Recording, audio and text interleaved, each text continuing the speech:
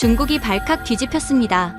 자신만만하던 중국의 전기차 산업이 한국 기업의 결정 하나로 송두리째 흔들리고 있기 때문입니다. 반도체 기술 독립을 외치며 글로벌 시장을 장악하겠다던 중국의 전기차 기업들이 다름 아닌 한국 반도체 기업의 공급 중단 앞에서 무력하게 무릎을 꿇고 만 것입니다. 중국 언론들은 한국 장비는 언제든지 대체 가능하다, 우리 기술만으로도 충분하다며 연일 위기설을 부정했지만 미국과 유럽의 기술 전문가들은 한국 장비 없이는 중국 전기차는 생산 자체가 불가능, 한국의 기술은 중국이 절대 따라잡을 수 없는 영역이라며 단호히 일축했습니다. 대체 무슨 일이 있었던 걸까요? 중국 전기차 산업을 단숨에 무너뜨린 대한민국 반도체 기술의 위력, 지금 시작합니다. 안녕하세요. 저는 로버트 장입니다. BYD 글로벌 전략본부에서 총괄임원을 맡고 있죠. 2023년 말 상하이에서 열린 기자회견장이었습니다. 플래시가 터지는 가운데 저는 자신만만하게 말했죠. BYD는 이제 세계 1위 전기차 기업입니다. 우리에게는 중국의 기술력이 있어요. 그때 한 기자가 물었습니다. 한국의 반도체 기술과 협력할 계획은 없나요? 저는 코웃음을 쳤어요. 한국 기술이요? 우리에게는 필요 없습니다. 중국은 이미 모든 기술을 자체적으로 보유하고 있거든요. 회견장이 조용해졌습니다. 하지만 저는 더욱 목소리를 높였죠. 미국이 우리를 견제한다고요? 상관없어요. 우리는 중국의 힘만으로도 충분히 세계 시장을 장악할 수 있습니다. 그날 밤 호텔에서 저는 만족스러워했어요. 창밖으로 보이는 상하이의 화려한 야경을 바라보며 생각했습니다. 한국 같은 작은 나라의 기술이 우리에게 무슨 도움이 되겠어? 사실 그때까지만 해도 BYD의 실적은 정말 좋았거든요. 전 세계 전기차 시장에서 테슬라를 제치고 1위를 달리고 있었습니다. 중국 정부도 우리를 적극 지원했고요. 저는 이 모든 성과가 순전히 중국의 기술력 덕분이라고 믿었어요. 특히 반도체 분야에서 말이죠. 한국이 뭐 대단한 기술을 가지고 있다는 거야? 삼성, 하이닉스, 그까짓 거 우리도 곧 따라잡을 수 있어. 동료들 앞에서 저는 늘 이렇게 말했습니다. 그런데 지금 돌이켜보면 정말 부끄럽네요. 제가 얼마나 무지했는지 몰랐거든요. 그때 저는 중국의 급속한 성장에 도취되어 있었어요. 시진핑 주석이 말한 중국 굴기를 온몸으로 실현하고 있다고 생각했죠. 우리가 세계 최강이다. 이런 생각으로 가득했습니다. 그때 정말 어리석었어요. 기술이라는 게 하루아침에 만들어지는 게 아닌데 말이죠. 특히 반도체 본딩 기술 같은 초정밀 분야는 더욱 그렇고요. 하지만 저는 그런 현실을 인정하고 싶지 않았습니다. 중국의 자존심이 그것을 허락하지 않았거든요. 우리는 미국과도 당당히 맞설 수 있어. 한국 따위는 안중에도 없다고. 이런 마음가짐으로 메일을 보냈어요. 그런데 정말 인생이란 게 한순간에 바뀌는 거더라고요. 제가 그렇게 자신만만해하던 그 시절이 곧 끝날 줄은 꿈에도 몰랐습니다. 아직도 그때 기자회견에서 했던 제 말들이 귀에 맴돌아요. 한국 기술은 필요 없다. 정말 부끄러운 말이었죠. 두 장에서 계속해서 이야기해드릴까요? 제 시도함 1200자 밖에 안 돼. 2500자 내외로 늘려줘. 편집 한 장. 중국의 자만. 안녕하세요. 저는 로버트 장입니다. BYD 글로벌 전략본부에서 총괄임원을 맡고 있죠. 오늘 여러분께 들려드릴 이야기는 제가 직접 겪은 일입니다. 솔직히 말씀드리면 처음엔 제가 얼마나 오만했는지 모르겠어요. 2023년 말 상하이에서 열린 기자회견장이었습니다. 플래시가 터지는 가운데 저는 자신만만하게 말했죠. BYD는 이제 세계 1위 전기차 기업입니다. 우리에게는 중국의 기술력이 있어요. 그때 한 기자가 물었습니다. 한국의 반도체 기술과 협력할 계획은 없나요? 저는 코웃음을 쳤어요. 한국 기술이요? 우리에게는 필요 없습니다. 중국은 이미 모든 기술을 자체적으로 보유하고 있거든요. 회견장이 조용해졌습니다. 하지만 저는 더욱 목소리를 높였죠. 미국이 우리를 견제한다고요? 상관없어요. 우리는 중국의 힘만으로도 충분히 세계 시장을 장악할 수 있습니다.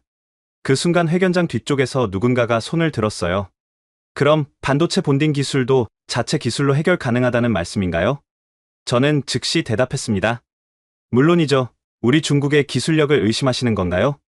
TC 본딩이든 하이브리드 본딩이든 우리는 이미 모든 준비를 마쳤습니다. 사실 그때 저는 본딩 기술에 대해 제대로 알지도 못했어요. 그냥 중국이면 뭐든 할 수 있다고 생각했거든요. 한국의 한미반도체라는 회사도 있던데요. 또 다른 기자가 물었습니다. 저는 어깨를 으쓱했죠. 들어본 적도 없는 회사네요. 설마 그런 곳이 우리보다 앞선다고 생각하시나요? 중국은 14억 인구의 거대한 시장을 가지고 있어요. 우리에게는 세계 최고의 인재들이 모여 있습니다. 한국 같은 작은 나라가 우리와 경쟁한다는 것 자체가 말이 안 되죠. 회견이 끝난 후 저는 동료들과 함께 고급 중식당에서 축배를 들었어요. 로버트, 오늘 정말 멋있었어요. 부하 직원이 말했습니다. 한국 기자들 얼굴 봤어요? 완전히 기가 죽더라고요. 저는 만족스럽게 웃었죠. 당연한 거 아니야? 우리가 세계 최강인데 미국도 우리를 무서워하는 판국에 한국이 뭘 할 수 있겠어? 그날 밤 호텔에서 저는 만족스러워했어요. 창밖으로 보이는 상하이의 화려한 야경을 바라보며 생각했습니다. 한국 같은 작은 나라의 기술이 우리에게 무슨 도움이 되겠어? 사실 그때까지만 해도 BYD의 실적은 정말 좋았거든요. 전 세계 전기차 시장에서 테슬라를 제치고 1위를 달리고 있었습니다. 2023년 4분기만 해도 우리는 52만 대를 판매했어요. 테슬라의 48만 대를 훌쩍 뛰어넘은 수치였죠. 중국 정부도 우리를 적극 지원했고요. 보조금은 물론이고 각종 세제 혜택까지 받고 있었습니다. 저는 이 모든 성과가 순전히 중국의 기술력 덕분이라고 믿었어요. 특히 반도체 분야에서 말이죠. 한국이 뭐 대단한 기술을 가지고 있다는 거야? 삼성, 하이닉스, 그까짓 거 우리도 곧 따라잡을 수 있어. 동료들 앞에서 저는 늘 이렇게 말했습니다. 게다가 우리에게는 SMIC도 있지 않아? 중국의 반도체 굴기는 이미 시작됐다고. 회의실에서 저는 늘 이런 식으로 팀원들을 독려했어요. 미국이 우리를 제재한다고? 웃기는 소리야. 우리는 자체 기술로 모든 걸 해결할 수 있어. 그런데 지금 돌이켜보면 정말 부끄럽네요. 제가 얼마나 무지했는지 몰랐거든요. 그때 저는 중국의 급속한 성장에 도취되어 있었어요. 시진핑 주석이 말한 중국 굴기를 온몸으로 실현하고 있다고 생각했죠. 우리가 세계 최강이다. 이런 생각으로 가득했습니다. 아, 그때 정말 어리석었어요. 기술이라는 게 하루아침에 만들어지는 게 아닌데 말이죠. 특히 반도체 본딩 기술 같은 초정밀 분야는 더욱 그렇고요. 나노미터 단위의 정밀함이 필요한 작업인데 저는 그런 현실을 전혀 몰랐습니다. 하지만 저는 그런 현실을 인정하고 싶지 않았어요. 중국의 자존심이 그것을 허락하지 않았거든요. 우리는 미국과도 당당히 맞설 수 있어. 한국 따위는 안중에도 없다고. 이런 마음가짐으로 메일을 보냈습니다. 그런데 정말 인생이란 게 한순간에 바뀌는 거더라고요. 제가 그렇게 자신만만해하던 그 시절이 곧 끝날 줄은 꿈에도 몰랐습니다. 아직도 그때 기자회견에서 했던 제 말들이 귀에 맴돌아요. 한국 기술은 필요 없다. 정말 부끄러운 말이었죠. 그런데 2024년 초 상황이 급변하기 시작했습니다. 미국 바이든 행정부가 대중 반도체 제재를 대폭 강화한 거예요. 처음엔 별일 아니라고 생각했죠. 어차피 우리는 자체 기술이 있으니까. 하지만 현실은 달랐습니다. 2월 어느 날 생산팀장이 급하게 제 사무실로 뛰어왔어요. 로버트 상무님, 큰일 났습니다. 뭔 일이야? 그렇게 호들갑 떨면서. 저는 여유롭게 대답했죠. 본딩 수율이 갑자기 30%나 떨어졌어요. 그 순간 제 얼굴이 굳어졌습니다. 뭐라고? 30%? 네, 어제까지만 해도 괜찮았는데 갑자기 이상해졌어요. 저는 급히 생산 라인으로 달려갔습니다. 현장은 아수라장이었어요. 불량품들이 산더미처럼 쌓여 있었고 작업자들은 어쩔 줄 몰라 했죠. 도대체 뭐가 문제야? 본딩 공정에서 계속 오류가 발생하고 있습니다. 기술팀장이 말했어요. 칩과 기판 사이의 접착이 제대로 안 되고 있어요. 온도 조절도 문제고 압력 제어도 엉망입니다. 저는 당황했지만 겉으로는 침착함을 유지했어요. 우리 기술진들이 해결할 거야. 시간 문제일 뿐이야. 하지만 문제는 계속 악화됐습니다. 일주일이 지나도 수율은 개선되지 않았어요. 오히려 20%까지 더 떨어졌죠. 이렇게 가면 이번 분기 생산 목표를 달성할 수 없어요. CFO가 걱정스럽게 말했습니다. 손실 규모가 어느 정도나 될 것 같아? 최소 50억 위안은 각오해야 할 것 같습니다. 그 말을 듣는 순간 제 머리가 하얘졌어요. 50억 위안이면 한국 돈으로 1조 원이 넘는 금액이었거든요. 다른 중국 업체들한테 도움을 요청해봐. 저는 급하게 지시했습니다. YMTC나 화홍반도체 같은 곳에 연락해보라고. 하지만 결과는 실망스러웠어요. 중국 내본딩 업체들 역시 비슷한 문제를 겪고 있었거든요. 로버트 상무님, 다들 우리랑 같은 상황이래요. 미국 제재로 인해 핵심 장비 수입이 막혔다고 하네요. 그제서야 저는 상황의 심각성을 깨달았습니다. 설마 이 정도일 줄은 몰랐는데 3월이 되자 상황은 더욱 악화됐어요. 경쟁사인 테슬라와 현대차는 정상적으로 생산하고 있는데 우리만 발목이 잡힌 거였죠. BYD 주가가 20% 급락했습니다. 비서가 급보를 전해왔어요. 언론에서도 BYD의 기술적 한계를 지적하는 기사들이 쏟아지고 있고요. 저는 사무실 창문 밖을 바라보며 한숨을 쉬었습니다. 이게 정말 현실인가? 그때 기술팀장이 다시 찾아왔어요. 상무님, 한 가지 방법이 있긴 한데요. 뭔데? 말해봐. 해외에서 본딩 장비를 도입하는 겁니다. 독일이나 일본, 아니면 그가 잠시 망설였어요. 한국 업체들도 고려해볼 만합니다. 그 순간 제 얼굴이 붉어졌어요. 한국? 아직도 그런 소리 하는 거야? 하지만 상무님, 현실적으로? 현실은 우리가 중국이라는 거야. 저는 소리를 질렀습니다. 한국 따위 기술에 의존할 수는 없어. 하지만 속으로는 불안했어요. 정말 우리 기술만으로 이 위기를 극복할 수 있을까? 4월 들어서는 더욱 충격적인 소식이 들려왔어요. 로버트 상무님, 글로벌 시장 점유율이 15%나 떨어졌어요. 뭐라고? 테슬라가 다시 1위로 올라섰고 우리는 3위로 밀려났습니다. 그동안 쌓아올린 모든 성과가 무너져 내리고 있었어요. 이사회에서도 제게 압박이 들어오기 시작했죠. 로버트, 이 문제를 언제까지 해결할 수 있겠나? 이사장이 차갑게 물었습니다. 조금만 더 시간을 주십시오. 분명 해결책이 있을 겁니다. 시간? 우리에게 남은 시간이 얼마나 된다고 생각하나? 이대로 가면 회사 전체가 위험해질 수도 있어.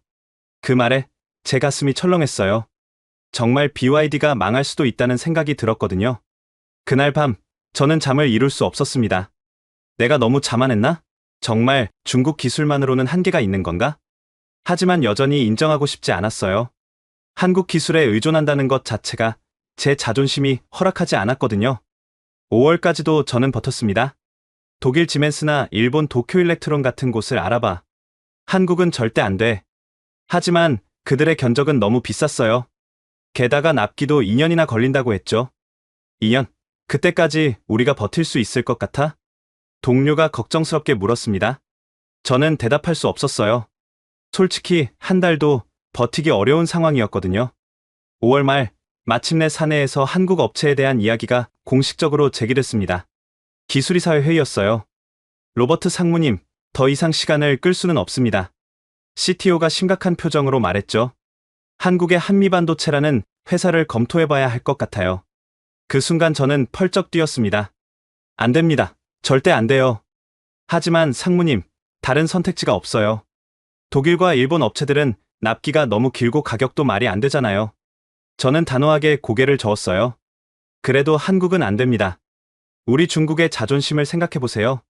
자존심으로 회사가 망하면 어떡할 거예요? 부기수리사가 반박했습니다. 지금 상황이 얼마나 심각한지 아세요? 직원들 월급도 제때 못 줄 판인데. 하지만 저는 꿈쩍도 하지 않았어요. 다른 방법을 더 찾아봅시다. 중국 내에 분명 해결책이 있을 거예요. 그 후 한 달 동안 저는 중국 전역을 뛰어다녔습니다. 베이징, 선전, 시안까지 가능한 모든 반도체 업체를 방문했어요. 하지만 결과는 늘 실망스러웠죠. 죄송합니다, 로버트 상무님. 저희도 같은 문제를 겪고 있어요. SMIC의 기술 책임자가 말했습니다. 미국 제재로 인해 핵심 장비 도입이 막혔거든요. 그럼 자체 기술로는 불가능한가요? 솔직히 말씀드리면 아직 기술 격차가 너무 큽니다. 특히 나노급 본딩 기술은 한국이나 대만이 훨씬 앞서 있어요. 그 말을 들으며 제 마음이 무너져 내렸어요. 하지만 여전히 인정하고 싶지 않았죠. 그럼 화홍반도체는 어때요? 거기도 비슷한 상황이에요. 오히려 저희보다 더 심각할지도 모르겠어요. 6월이 되자 독일과 일본 업체들의 정식 견적이 나왔습니다. 지멘스에서 150억 유로를 제시했어요. 구매팀장이 보고했습니다. 한국 돈으로 220조 원 정도 되겠네요. 도쿄 일렉트론은 어때? 거기는 더 비싸요. 180억 유로예요. 저는 머리를 감쌌습니다. 그 돈이면 새로운 공장을 2개나 지을 수 있는 금액이었거든요. 납기는? 최소 18개월에서 24개월이래요. 2년이나? 네, 그것도 운이 좋으면요. 그때 구매팀장이 조심스럽게 말했어요. 상무님, 한국의 한미반도체 견적도 받아볼까요? 안 된다고 했잖아요. 저는 화를 벌컥 냈습니다. 한국 업체는 검토 대상에서 제외해요. 하지만 상무님, 하지만은 없어요. 이 이야기 다시는 꺼내지 마세요. 그 후 7월, 더욱 충격적인 소식이 들려왔어요. 로버트 상무님, 테슬라가 우리를 완전히 따돌렸어요. 마케팅 팀장이 긴급 보고를 했습니다. 2분기 글로벌 판매량에서 우리가 40만 대, 테슬라가 75만 대예요. 40만 대? 네, 작년 같은 기간에 비해 45%나 줄었어요. 저는 의자에 주저앉았습니다. 1년 전만 해도 우리가 테슬라를 앞섰는데 이제는 완전히 뒤처진 거였어요. 현대차와 기아는 어때? 걔네들은 오히려 30% 성장했어요. 뭐라고? 한국 업체들이 급속히 점유율을 확대하고 있습니다. 그 순간 저는 뭔가 이상함을 느꼈어요. 한국 업체들은 왜 멀쩡한 거지? 하지만 곧바로 그런 생각을 지워버렸죠. 우연의 일치일 거야. 8월 들어서는 이사회의 압박이 더욱 거세졌습니다. 로버트, 3분기까지 해결책을 제시하지 못하면 책임을 물어야겠네. 이사장이 엄중하게 경고했어요. 다른 임원들로 교체하는 것도 고려 중이야. 조금만 더 시간은 이미 충분히 줬어. 결과를 보여줘. 그날 밤 저는 괴로웠습니다. 정말 한국 업체를 고려해야 하는 건 아닐까? 하지만 곧바로 고개를 저었어요. 아냐, 절대 안 돼. 중국의 자존심을 버릴 수는 없어. 9월 초 마지막으로 대만 업체들을 알아봤습니다. TSMC의 자회사들이나 협력업체 말이죠. 대만도 상황이 비슷해요. 출장에서 돌아온 팀원이 보고했습니다. 미국 제재의 영향을 받고 있고 게다가 중국 기업과는 거래를 꺼려해요. 정치적 리스크 때문이래요. 저는 절망했습니다. 정말 막다른 길인가? 그때 마케팅 팀장이 또 다른 충격적인 소식을 가져왔어요. 상무님, BYD 주가가 연초 대비 60% 폭락했어요. 60%? 네, 투자자들이 대거 이탈하고 있어요. 언론에서는 BYD의 몰락을 기정사실화하고 있고요. 정말 절체절명의 순간이었습니다. 이대로 가면 정말 회사가 망할 수도 있겠다는 생각이 들었어요. 하지만 여전히 저는 한국을 인정하고 싶지 않았습니다. 마지막까지 중국의 방법으로 해결해보자. 그런 고집이 저를 지배하고 있었거든요. 지금 생각해보면 정말 어리석었어요. 자존심 때문에 회사 전체를 위험에 빠뜨렸으니까요. 하지만 그때의 저는 그런 현실을 받아들일 준비가 되어 있지 않았습니다. 9월 말, 마침내 저는 더 이상 버틸 수 없다는 것을 깨달았습니다. 이사회에서 최후 통첩이 내려온 거예요. 로버트, 10월 15일까지 구체적인 해결책을 제시하지 못하면 해임이야. 이사장의 목소리는 차가웠습니다. 회사 전체가 위험한 상황인데 개인적 감정으로 판단할 수는 없어. 그날 밤, 저는 사무실에 혼자 남아 있었어요. 창밖으로 보이는 상하이의 야경이 예전 같지 않았습니다. 정말 한국에 가야 하는 건가? 몇 번이고 자문했지만 답은 뻔했어요. 다른 선택지가 없었거든요. 알겠습니다. 한국에 가보겠어요. 다음 날 아침, 저는 무거운 마음으로 결정을 내렸습니다. 비서에게 지시했죠. 한국의 한미반도체에 연락해봐. 미팅을 잡고 싶다고. 정말 가시는 거예요? 비서도 놀란 표정이었어요. 선택의 여지가 없어. 최대한 빨리 일정을 잡아. 이틀 후 한미반도체 측에서 연락이 왔습니다. 다음 주 화요일에 방문하시면 된다고 하네요. 담당자는 누구야? 박준영 상무라고 하시더라고요. 기술영업 총괄이래요. 그 이름을 듣는 순간 왠지 불편했어요. 박준영이라 한국 이름이구나. 10월 3일, 저는 인천공항에 도착했습니다.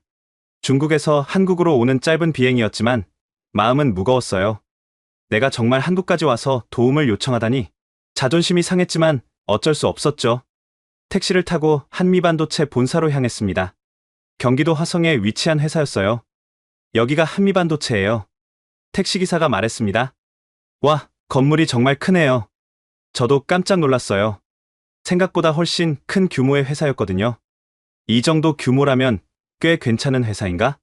하지만 곧바로 그런 생각을 지웠죠. 그래봤자 한국 회사잖아. 로비에 들어서자 직원이 마중 나왔습니다. BYD의 로버트 장 상무님이시죠? 네, 맞습니다. 박준영 상무님이 기다리고 계셔요. 이쪽으로 오세요. 엘리베이터를 타고 15층으로 올라갔어요. 복도를 걸으며 주변을 둘러봤는데 시설이 생각보다 깔끔했습니다. 나쁘지 않네. 회의실 문이 열리고 한 사람이 나왔어요. 키가 크고 인상이 좋은 중년 남성이었습니다. 안녕하세요. 박준영입니다. 그가 손을 내밀었어요. 로버트 장입니다. 저는 형식적으로 악수했습니다. 박준영 상무의 악수는 생각보다 힘이 있었어요. 멀리서 오시느라 고생하셨겠어요. 차 한잔 하시죠. 고맙습니다. 회의실에 앉자 박준영 상무가 말했습니다.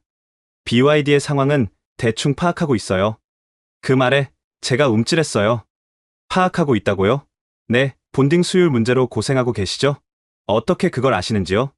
저는 경계심을 드러냈습니다. 박준영 상무는 미소를 지었어요. 업계가 좁거든요. 다 알려진 이야기예요. 게다가 중국 업체들이 겪는 문제는 뻔하죠. 그 순간 저는 기분이 나빠졌습니다. 뻔하다고? 우리를 무시하는 건가? 뻔하다는 게 무슨 뜻인가요? 제 목소리에 날이 서기 시작했어요. 미국 체제로 인한 기술 격차를 말씀하시는 건가요? 박준영 상무는 여전히 침착했습니다. 오해하지 마세요. 무시하는 게 아니라 현실을 말하는 거예요. 반도체 본딩 기술은 하루아침에 만들어지는 게 아니거든요.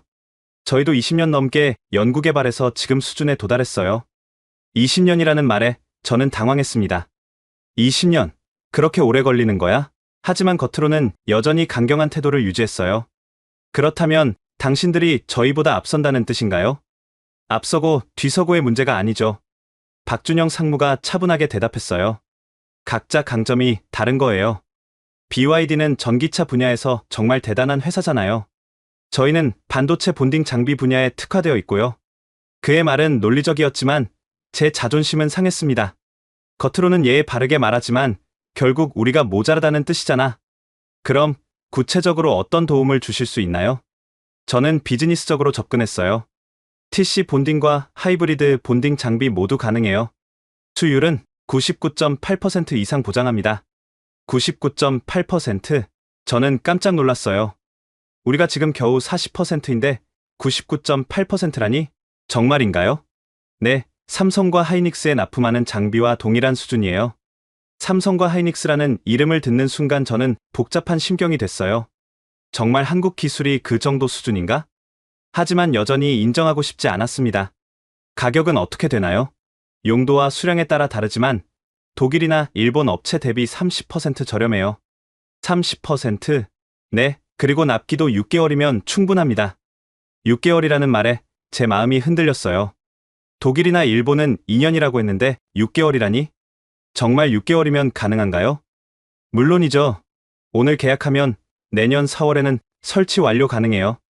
박준영 상무는 자신 있게 말했습니다. 하지만 저는 여전히 의구심을 버릴 수 없었어요. 한국 기술이 정말 독일이나 일본보다 나을까? 설마 과장하는 건 아닐까? 그때 박준영 상무가 제안했습니다. 직접 보시는 게 어떨까요? 뭘 보자는 거죠? 저희 생산 라인이요. 실제로 장비가 어떻게 작동하는지 보시면 확신하실 거예요. 저는 잠시 망설였습니다. 정말 봐야 하나? 하지만 여기까지 온 김에 좋습니다. 보여주세요. 박준영 상무와 함께 생산 라인으로 향했습니다. 엘리베이터를 타고 지하 2층으로 내려갔어요. 저희 핵심 생산 라인이 여기 있어요. 문이 열리자 완전히 다른 세계가 펼쳐졌습니다. 저도 모르게 감탄사가 나왔어요. 클린룸 시설이 정말 대단했거든요. 클래스 1 클린룸이에요. 먼지 하나도 들어갈 수 없죠. 박준영 상무가 설명했습니다. 방진복으로 갈아입으셔야 해요. 갈아입고 들어간 생산 라인은 마치 SF 영화 같았어요. 거대한 장비들이 정교하게 움직이고 있었죠. 이게 저희 TC 본딩 장비예요. 박준영 상무가 한 장비 앞에서 멈췄습니다. 정밀도가 나노미터 단위까지 가능해요. 모니터를 보니 정말 놀라웠어요. 실시간으로 본딩 과정이 보였는데 정확도가 상상을 초월했거든요. 이 정도 정밀도면 네, 어떤 칩이든 완벽하게 본딩할 수 있어요. 그때 작업자가 다가왔습니다. 상무님, 지금 수율이 99.9% 나오고 있어요. 99.9%? 저는 눈을 의심했어요. 우리가 40% 때문에 고생하고 있는데 9.9%라니? 이건 하이브리드 본딩 장비고요. 박준영 상무가 옆 장비로 안내했습니다. 더욱 복잡한 공정이 가능해요. 모니터에 나타난 영상을 보고 저는 충격을 받았습니다. 3차원으로 칩들이 완벽하게 결합되고 있었거든요. 이런 기술이 정말 가능한 거예요? 물론이죠. 삼성 파운드리에서 사용하는 것과 동일한 장비예요. 삼성이라는 이름을 또 듣자 제 마음이 복잡해졌어요. 정말 한국이 이 정도 수준이었나? 다른 회사는 어디에 납품하신 하이닉스, TSMC, 소니, 인텔, 거의 모든 글로벌 반도체 회사죠. 인텔까지 언급되자 저는 말문이 막혔습니다. 인텔도 이 회사 장비를 쓴다고? 혹시 실제 테스트를 해볼 수 있을까요? 저는 조심스럽게 물었어요. 당연히 가능하죠. 어떤 칩을 가져오셨나요? BYD 전기차에 들어가는 파워 반도체입니다. 제가 가져온 샘플을 건네뒀어요. 아, 이거는 까다로운 칩이네요.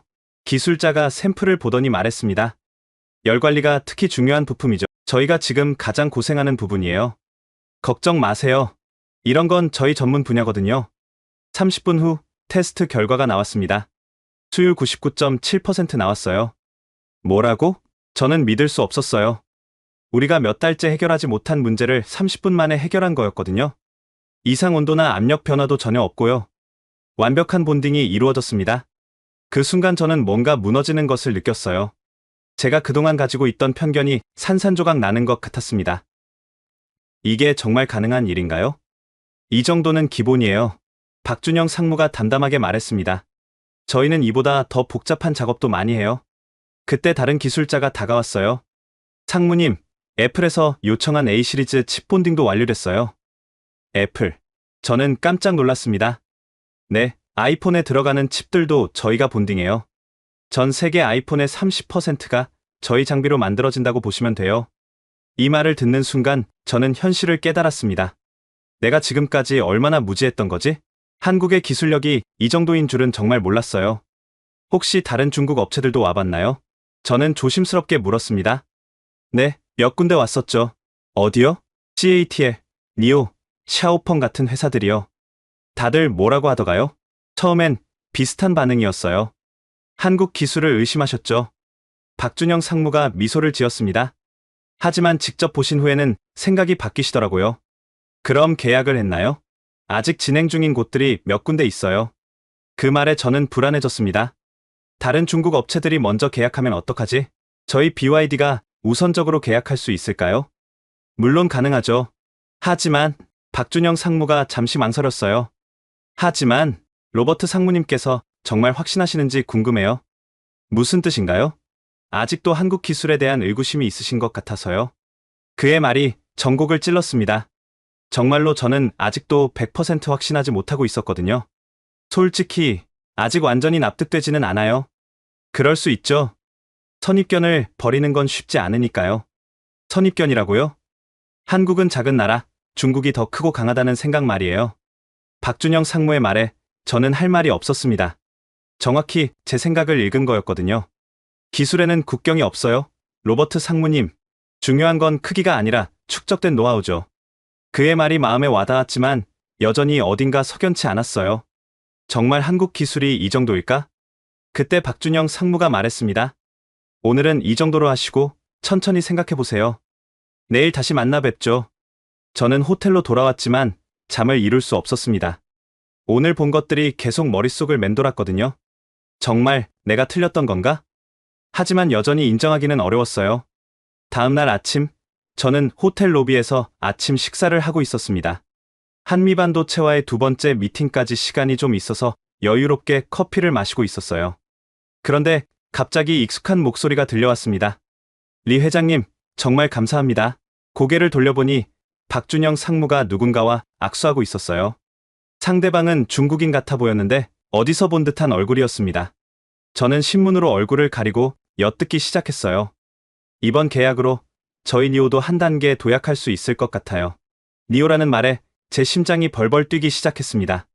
니오는 BYD의 최대 경쟁사 중 하나였거든요. 5조 원 규모의 계약이니까 정말 대단하죠. 네, 저희도 이런 큰 계약은 처음이에요. 박준영 상무가 대답했습니다. 하지만 니오의 성장 가능성을 보고 결정했어요. 5조 원이라는 숫자에 저는 깜짝 놀랐어요. 5조 원, 그렇게 큰 계약을? 특히 리 회장님께서 한국 기술의 우수성을 인정해 주셔서 감동받았어요. 처음엔 저희도 의구심이 있었죠. 니오, 회장이 말했습니다. 중국 기술로도 충분하다고 생각했거든요. 그 말에 제 얼굴이 빨개졌어요. 바로 제가 했던 생각과 똑같았거든요. 하지만 직접 보니까 정말 다르더라고요. 독일이나 일본 기술보다도 훨씬 앞서 있어요. 게다가 가격도 합리적이고 납기도 빨라서 완전히 만족스러운 계약이었어요. 그들의 대화를 들으며 저는 점점 불안해졌습니다. 니오가 먼저 계약을 했다고? 언제부터 장비 설치가 시작되나요? 다음 달부터 시작해서 6개월 후면 완료 예정이에요. 그럼 내년 상반기부터는 니오의 생산성이 크게 개선되겠네요. 네, 수율이 3배 이상 향상될 걸로 예상해요. 3배 이상이라는 말에 저는 충격을 받았습니다. 니오가 그 정도로 생산성을 높인다면 BYD는 더욱 뒤처질 수밖에 없었거든요. 다른 중국 업체들도 관심을 보이고 있나요? 네, 몇 군데 더 문의가 와 있어요. CATL이나 샤오펑 같은 곳들이요. BYD는 어떤가요? 니오 회장이 물었습니다. 그 순간 제 심장이 멈추는 것 같았어요. BYD요? 어제 로버트 장 상무가 왔었어요. 아, 그분이요? 어떻던가요? 글쎄요. 아직 한국 기술에 대한 편견이 심한 것 같더라고요. 박준영 상무가 씁쓸하게 말했습니다. 중국의 자존심 때문인지 쉽게 결정을 못 내리시는 것 같아요. 아, 그런 타입이군요. 니오 회장이 고개를 끄덕였습니다. 저희도 처음엔 그랬어요. 하지만 현실을 인정해야죠. 기술에는 국적이 없잖아요. 맞는 말씀이에요. BYD가 계속 그런 태도라면 박준영 상무가 말을 흐렸어요. 아마 다른 업체들이 시장을 선점할 것 같아요. 이미 니오, CATL, 샤오펑까지 주요 업체들이 움직이고 있으니까요. 그 말을 듣는 순간 저는 머리가 하얘졌습니다. 주요 경쟁사들이 모두 한미반도체와 계약을 하고 있다고? BYD만 빠지면 정말 고립될 수 있겠네요. 그렇죠. 전기차 시장의 판도가 완전히 바뀔 수도 있어요. 저는 더 이상 듣고 있을 수 없었습니다. 조용히 자리에서 일어나 엘리베이터로 향했어요. 객실에 도착하자마자 저는 침대에 주저앉았습니다. 내가 정말 바보였구나. 그동안 제가 얼마나 어리석었는지 깨달았어요. 중국의 자존심이니 뭐니 하면서 현실을 외면하고 있었던 거죠. 그 사이에 경쟁사들은 이미 한 발 앞서 움직이고 있었고요. 5조 원짜리 계약이라고? 니오가 그런 투자를 한다면 생산성이 엄청나게 향상될 것이었어요. 반면 BYD는 여전히 40% 수율로 고생하고 있고요. 저는 창밖을 바라보며 깊은 한숨을 쉬었습니다. 정말 모든 게 내 잘못이었어. 자존심 때문에 회사를 위험에 빠뜨린 거였죠. 그때 휴대폰이 울렸어요. 중국 본사에서 온 전화였습니다. 로버트 상무님, 급한 소식이 있어요. 뭔데? 니오가 갑자기 주가가 15% 올랐어요. 뭐라고? 한국 업체와 대규모 기술 계약을 체결했다는 소식 때문이래요. 반면 저희 주가는 5% 더 떨어졌고요. 전화를 끊은 후 저는 정말 절망적이었습니다. 시장은 이미 현실을 정확히 파악하고 있었던 거예요. 한국 기술의 가치를 인정하는 회사는 올라가고 인정하지 않는 회사는 떨어지는 거였죠. 내가 정말 회사를 망치고 있었구나. 그 순간 저는 모든 편견을 버리기로 결심했습니다. 중국의 자존심이니 뭐니 하는 건 이제 의미가 없었어요. 회사가 살아남는 것이 먼저였거든요. 저는 즉시 박준영 상무에게 전화를 걸었습니다. 상무님, 로버트 장입니다. 네, 로버트 상무님. 오늘 오후 미팅에서 본격적인 계약 논의를 하고 싶어요. 정말인가요? 네, 더 이상 시간을 끌 수는 없을 것 같아요. 알겠습니다. 준비해두겠어요. 전화를 끊고 저는 중국 본사에 긴급 화상회의를 요청했습니다. 이제 이사회를 설득해야 했거든요. 하지만 그것도 쉬운 일이 아닐 것 같았어요. 한국 업체와의 계약을 반대하는 목소리가 만만치 않을 테니까요. 하지만 이제 선택의 여지가 없어. 저는 각오를 다졌습니다. 그날 오후 저는 중국 본사와 긴급 화상회의를 열었습니다. 이사회 전체가 참석한 중요한 회의였어요. 로버트, 한국에서 무슨 일이 있었나? 이사장이 심각한 표정으로 물었습니다. 니오 주가가 폭등했다는 소식을 들었는데 저는 깊숙이 숨을 들이쉬었어요. 이사장님, 저희가 한미반도체와 계약을 체결해야 합니다. 뭐라고? 회의실이 순식간에 술렁거렸습니다. 한국 업체와 계약하겠다고? 부이사장이 펄쩍 뛰었어요. 로버트, 정신이 나간 거야? 아닙니다. 이게 유일한 해결책이에요. 저는 단호하게 말했습니다. 니오가 이미 5조 원 규모로 계약했어요. 5조 원? 네, 그리고 CATL, 샤오펑도 협상 중이라고 합니다. 저희만 빠지면 정말 고립될 수 있어요. 그때 기술이사가 반박했습니다. 하지만 중국의 자존심은 어떻게 할 거야? 우리가 한국 기술에 의존한다는 게 말이 돼? 자존심으로 회사가 살아남을 수 있나요? 저는 목소리를 높였습니다. 지금 우리 수율이 몇 %인지 아세요? 40%예요. 겨우 40%.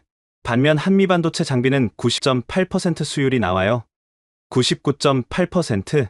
이사장도 놀란 표정이었어요. 정말인가? 제가 직접 확인했습니다. 저는 어제 찍어온 영상을 보여줬어요. 이게 실제 테스트 결과예요. 모니터에 나타난 수치를 보고 모든 이사들이 놀랐습니다. 이게 정말 가능한 거야? 네, 그리고 6개월 안에 설치 가능하다고 해요. 6개월? 독일이나 일본은 2년이라고 했잖아요. 저는 계속 설득했습니다. 게다가 가격도 30% 저렴해요. 그때 재무이사가 물었습니다. 그럼 계약 규모는 어느 정도 될 것 같나? 저희가 필요한 장비를 모두 도입한다면? 저는 잠시 계산했어요. 20조 원 정도 될 것 같아요. 20조 원? 이사회가 완전히 술렁거렸습니다. 그런 큰 계약을? 네, 하지만 이게 투자가 아니라 필수예요. 이 계약 없이는 BYD의 미래가 없어요. 부이사장이 여전히 반대했습니다. 하지만 로버트, 여론이 어떨 것 같아? 중국 업체가 한국에 20조 원을 주겠다고? 국민들이 납득할까? 저는 예상했던 반응이었어요. 하지만 다른 선택이 있나요? 니오도 했고 다른 업체들도 하고 있어요. 저희만 안 하면 정말 뒤처져요. 그럼 중국 정부 승인은 받을 수 있을까? 이사장이 핵심을 찔렀습니다. 그게 가장 큰 문제죠. 솔직히 저도 확신이 없었어요. 하지만 시도해봐야 했죠. 일단 계약을 진행하고 정부 승인은 따로 받아보겠어요. 위험한 방법이야. 지금 상황 자체가 위험해요. 저는 마지막으로 호소했습니다. 이사장님, 회사가 망하는 걸 그냥 지켜볼 수는 없잖아요. 3분기 실적 보셨죠? 이대로 가면 정말 끝이에요. 이사장이 깊은 한숨을 쉬었습니다. 알겠네. 하지만 조건이 있어. 무슨 조건인가요? 정부 승인을 못 받으면 자네가 모든 책임을 져야 해. 알겠습니다. 저는 각오를 다졌어요. 그럼 진행하게. 이사장의 승인이 떨어졌습니다. 다음날 저는 다시 한미반도체를 찾았어요. 이번에는 완전히 다른 마음가짐이었죠. 로버트 상무님, 어제와 표정이 많이 다르시네요. 박준영 상무가 미소를 지었습니다. 네, 결심을 했어요. 좋은 결심이시겠죠? BYD와 한미반도체 본격적인 파트너십을 맺고 싶어요. 얼마나 큰 규모를 생각하시는지요? 20조 원입니다. 박준영 상무도 깜짝 놀랐어요. 20조 원이요? 네, 저희가 필요한 모든 장비를 한미반도체에서 도입하겠어요. 정말 큰 결정이시네요. 늦었지만 현실을 인정합니다. 저는 솔직하게 말했어요. 그동안 편견 때문에 시간만 낭비했어요. 한국 기술의 우수성을 인정합니다. 박준영 상무가 진지해졌습니다. 저희도 최선을 다하겠어요. BYD가 다시 1위로 올라설 수 있도록 도와드리겠습니다. 그의 말에서 진정성이 느껴졌어요. 고맙습니다. 정말 고마워요. 계약 협상은 일주일 동안 계속됐습니다. 양측 모두 최선을 다했어요. 기술 사양, 납기, 가격 모든 면에서 꼼꼼히 검토했죠. 최종 계약서입니다. 박준영 상무가 두꺼운 서류를 건네줬어요. TC 본딩 장비 50대, 하이브리드 본딩 장비 30대, 총 계약 금액 20조 원. 납기는 12개월 내 완료. 수율 보장은 99.5% 이상. 모든 조건이 만족스러웠습니다. 서명하겠습니다. 저는 떨리는 손으로 계약서에 사인했어요. BYD 역사상 가장 큰 계약이었거든요. 축하합니다, 로버트 상무님. 박준영 상무도 서명을 마쳤습니다. 이제 진정한 파트너네요. 그 순간 저는 정말 감격스러웠어요. 편견을 버리고 현실을 인정한 결과였죠. 중국으로 돌아가서 좋은 소식 전해주세요. 네, 정말 고마워요. 저는 진심으로 감사했습니다. 그날 밤 중국으로 돌아가는 비행기에서 저는 생각했어요. 정말 올바른 결정이었을까? 하지만 후회는 없었습니다. 회사를 살리는 것이 최우선이었거든요. 중국에 도착하자마자 언론이 몰려들었어요. 로버트 상무님, 한국과 20조 원 계약이 사실인가요? BYD의 입장은 무엇인가요? 저는 당당하게 대답했습니다. 네, 사실입니다. BYD의 미래를 위한 최선의 선택이었어요. 중국의 자존심은 어떻게 생각하시나요? 진정한 자존심은 현실을 인정하는 거라고 생각해요. 기술에는 국경이 없습니다. 그날부터 중국 내에서 큰 논란이 일었어요. 찬성하는 사람도 있었고 반대하는 사람도 있었죠. 하지만 저는 확신했습니다. 이 결정이 BYD를 살릴 거라고요. 계약 체결 후 6개월이 지났습니다. 2024년 하반기 한미반도체의 장비들이 속속 설치되기 시작했어요. 처음 장비가 도착했을 때의 감동을 잊을 수 없습니다. 로버트 상무님, 첫 번째 장비가 도착했어요. 생산팀장이 신나서 뛰어왔어요. 정말? 빨리 가봅시다. 저는 급히 공장으로 달려갔습니다. 거대한 트럭에서 내려지는 장비를 보며 가슴이 뛰었어요. 이게 TC 본딩 장비군요. 한미반도체에서 파견 나온 엔지니어가 설명했습니다. 정말 크네요. 하지만 정밀도는 나노미터 단위까지 가능해요. 설치 과정도 놀라웠습니다. 한국 엔지니어들의 전문성이 정말 대단했거든요. 이 부분은 온도 제어가 핵심이에요. 0.1도 차이만 나도 수율이 달라져요. 이렇게 정밀한 거였군요. 저는 감탄했습니다. 그래서 저희가 20년 넘게 연구개발한 거예요. 한 달 후 첫 번째 테스트 결과가 나왔습니다. 상무님, 수율이 95% 나왔어요. 95%? 저는 믿을 수 없었어요. 겨우 40%였던 수율이 95%까지 올라간 거였거든요. 조금 더 조정하면 99%도 가능할 것 같아요. 한국 엔지니어가 자신 있게 말했습니다. 정말 그 말대로였어요. 한 달 더 지나자 수율이 9.2%까지 올랐습니다. 이제 완벽하네요. 생산 라인을 둘러보며 저는 뿌듯했어요. 불량품 더미로 가득했던 현장이 완전히 달라졌거든요. 3개월 후에는 더욱 놀라운 일이 일어났습니다. 상무님, 3분기 실적이 나왔어요. CFO가 흥분해서 뛰어왔어요. 전년 동기 대비 150% 성장이에요. 150%? 네, 그리고 글로벌 시장 점유율도 25%로 뛰어올랐어요. 테슬라를 다시 제치고 1위를 탈환한 거였죠. 주가는 어때? 연초 대비 300% 상승했어요. 정말 믿기 어려운 성과였습니다. 한미반도체 장비 도입 이후 모든 것이 달라졌거든요. 그때 박준영 상무에게서 연락이 왔어요. 로버트 상무님, 축하드려요. 박 상무님 덕분이에요. 아니에요. 로버트 상무님께서 편견을 버리고 결단을 내리셨기 때문이에요. 정말 고마워요. 저는 진심으로 감사했습니다. 혹시 시간 되시면 한국에 한 번 더 오세요. 왜요? 저희가 새로운 기술을 개발했거든요. 또 다른 기술이요? 네, 차세대 3D 본딩 기술이에요. 더욱 혁신적인 기술이라고 보시면 돼요. 저는 호기심이 생겼어요.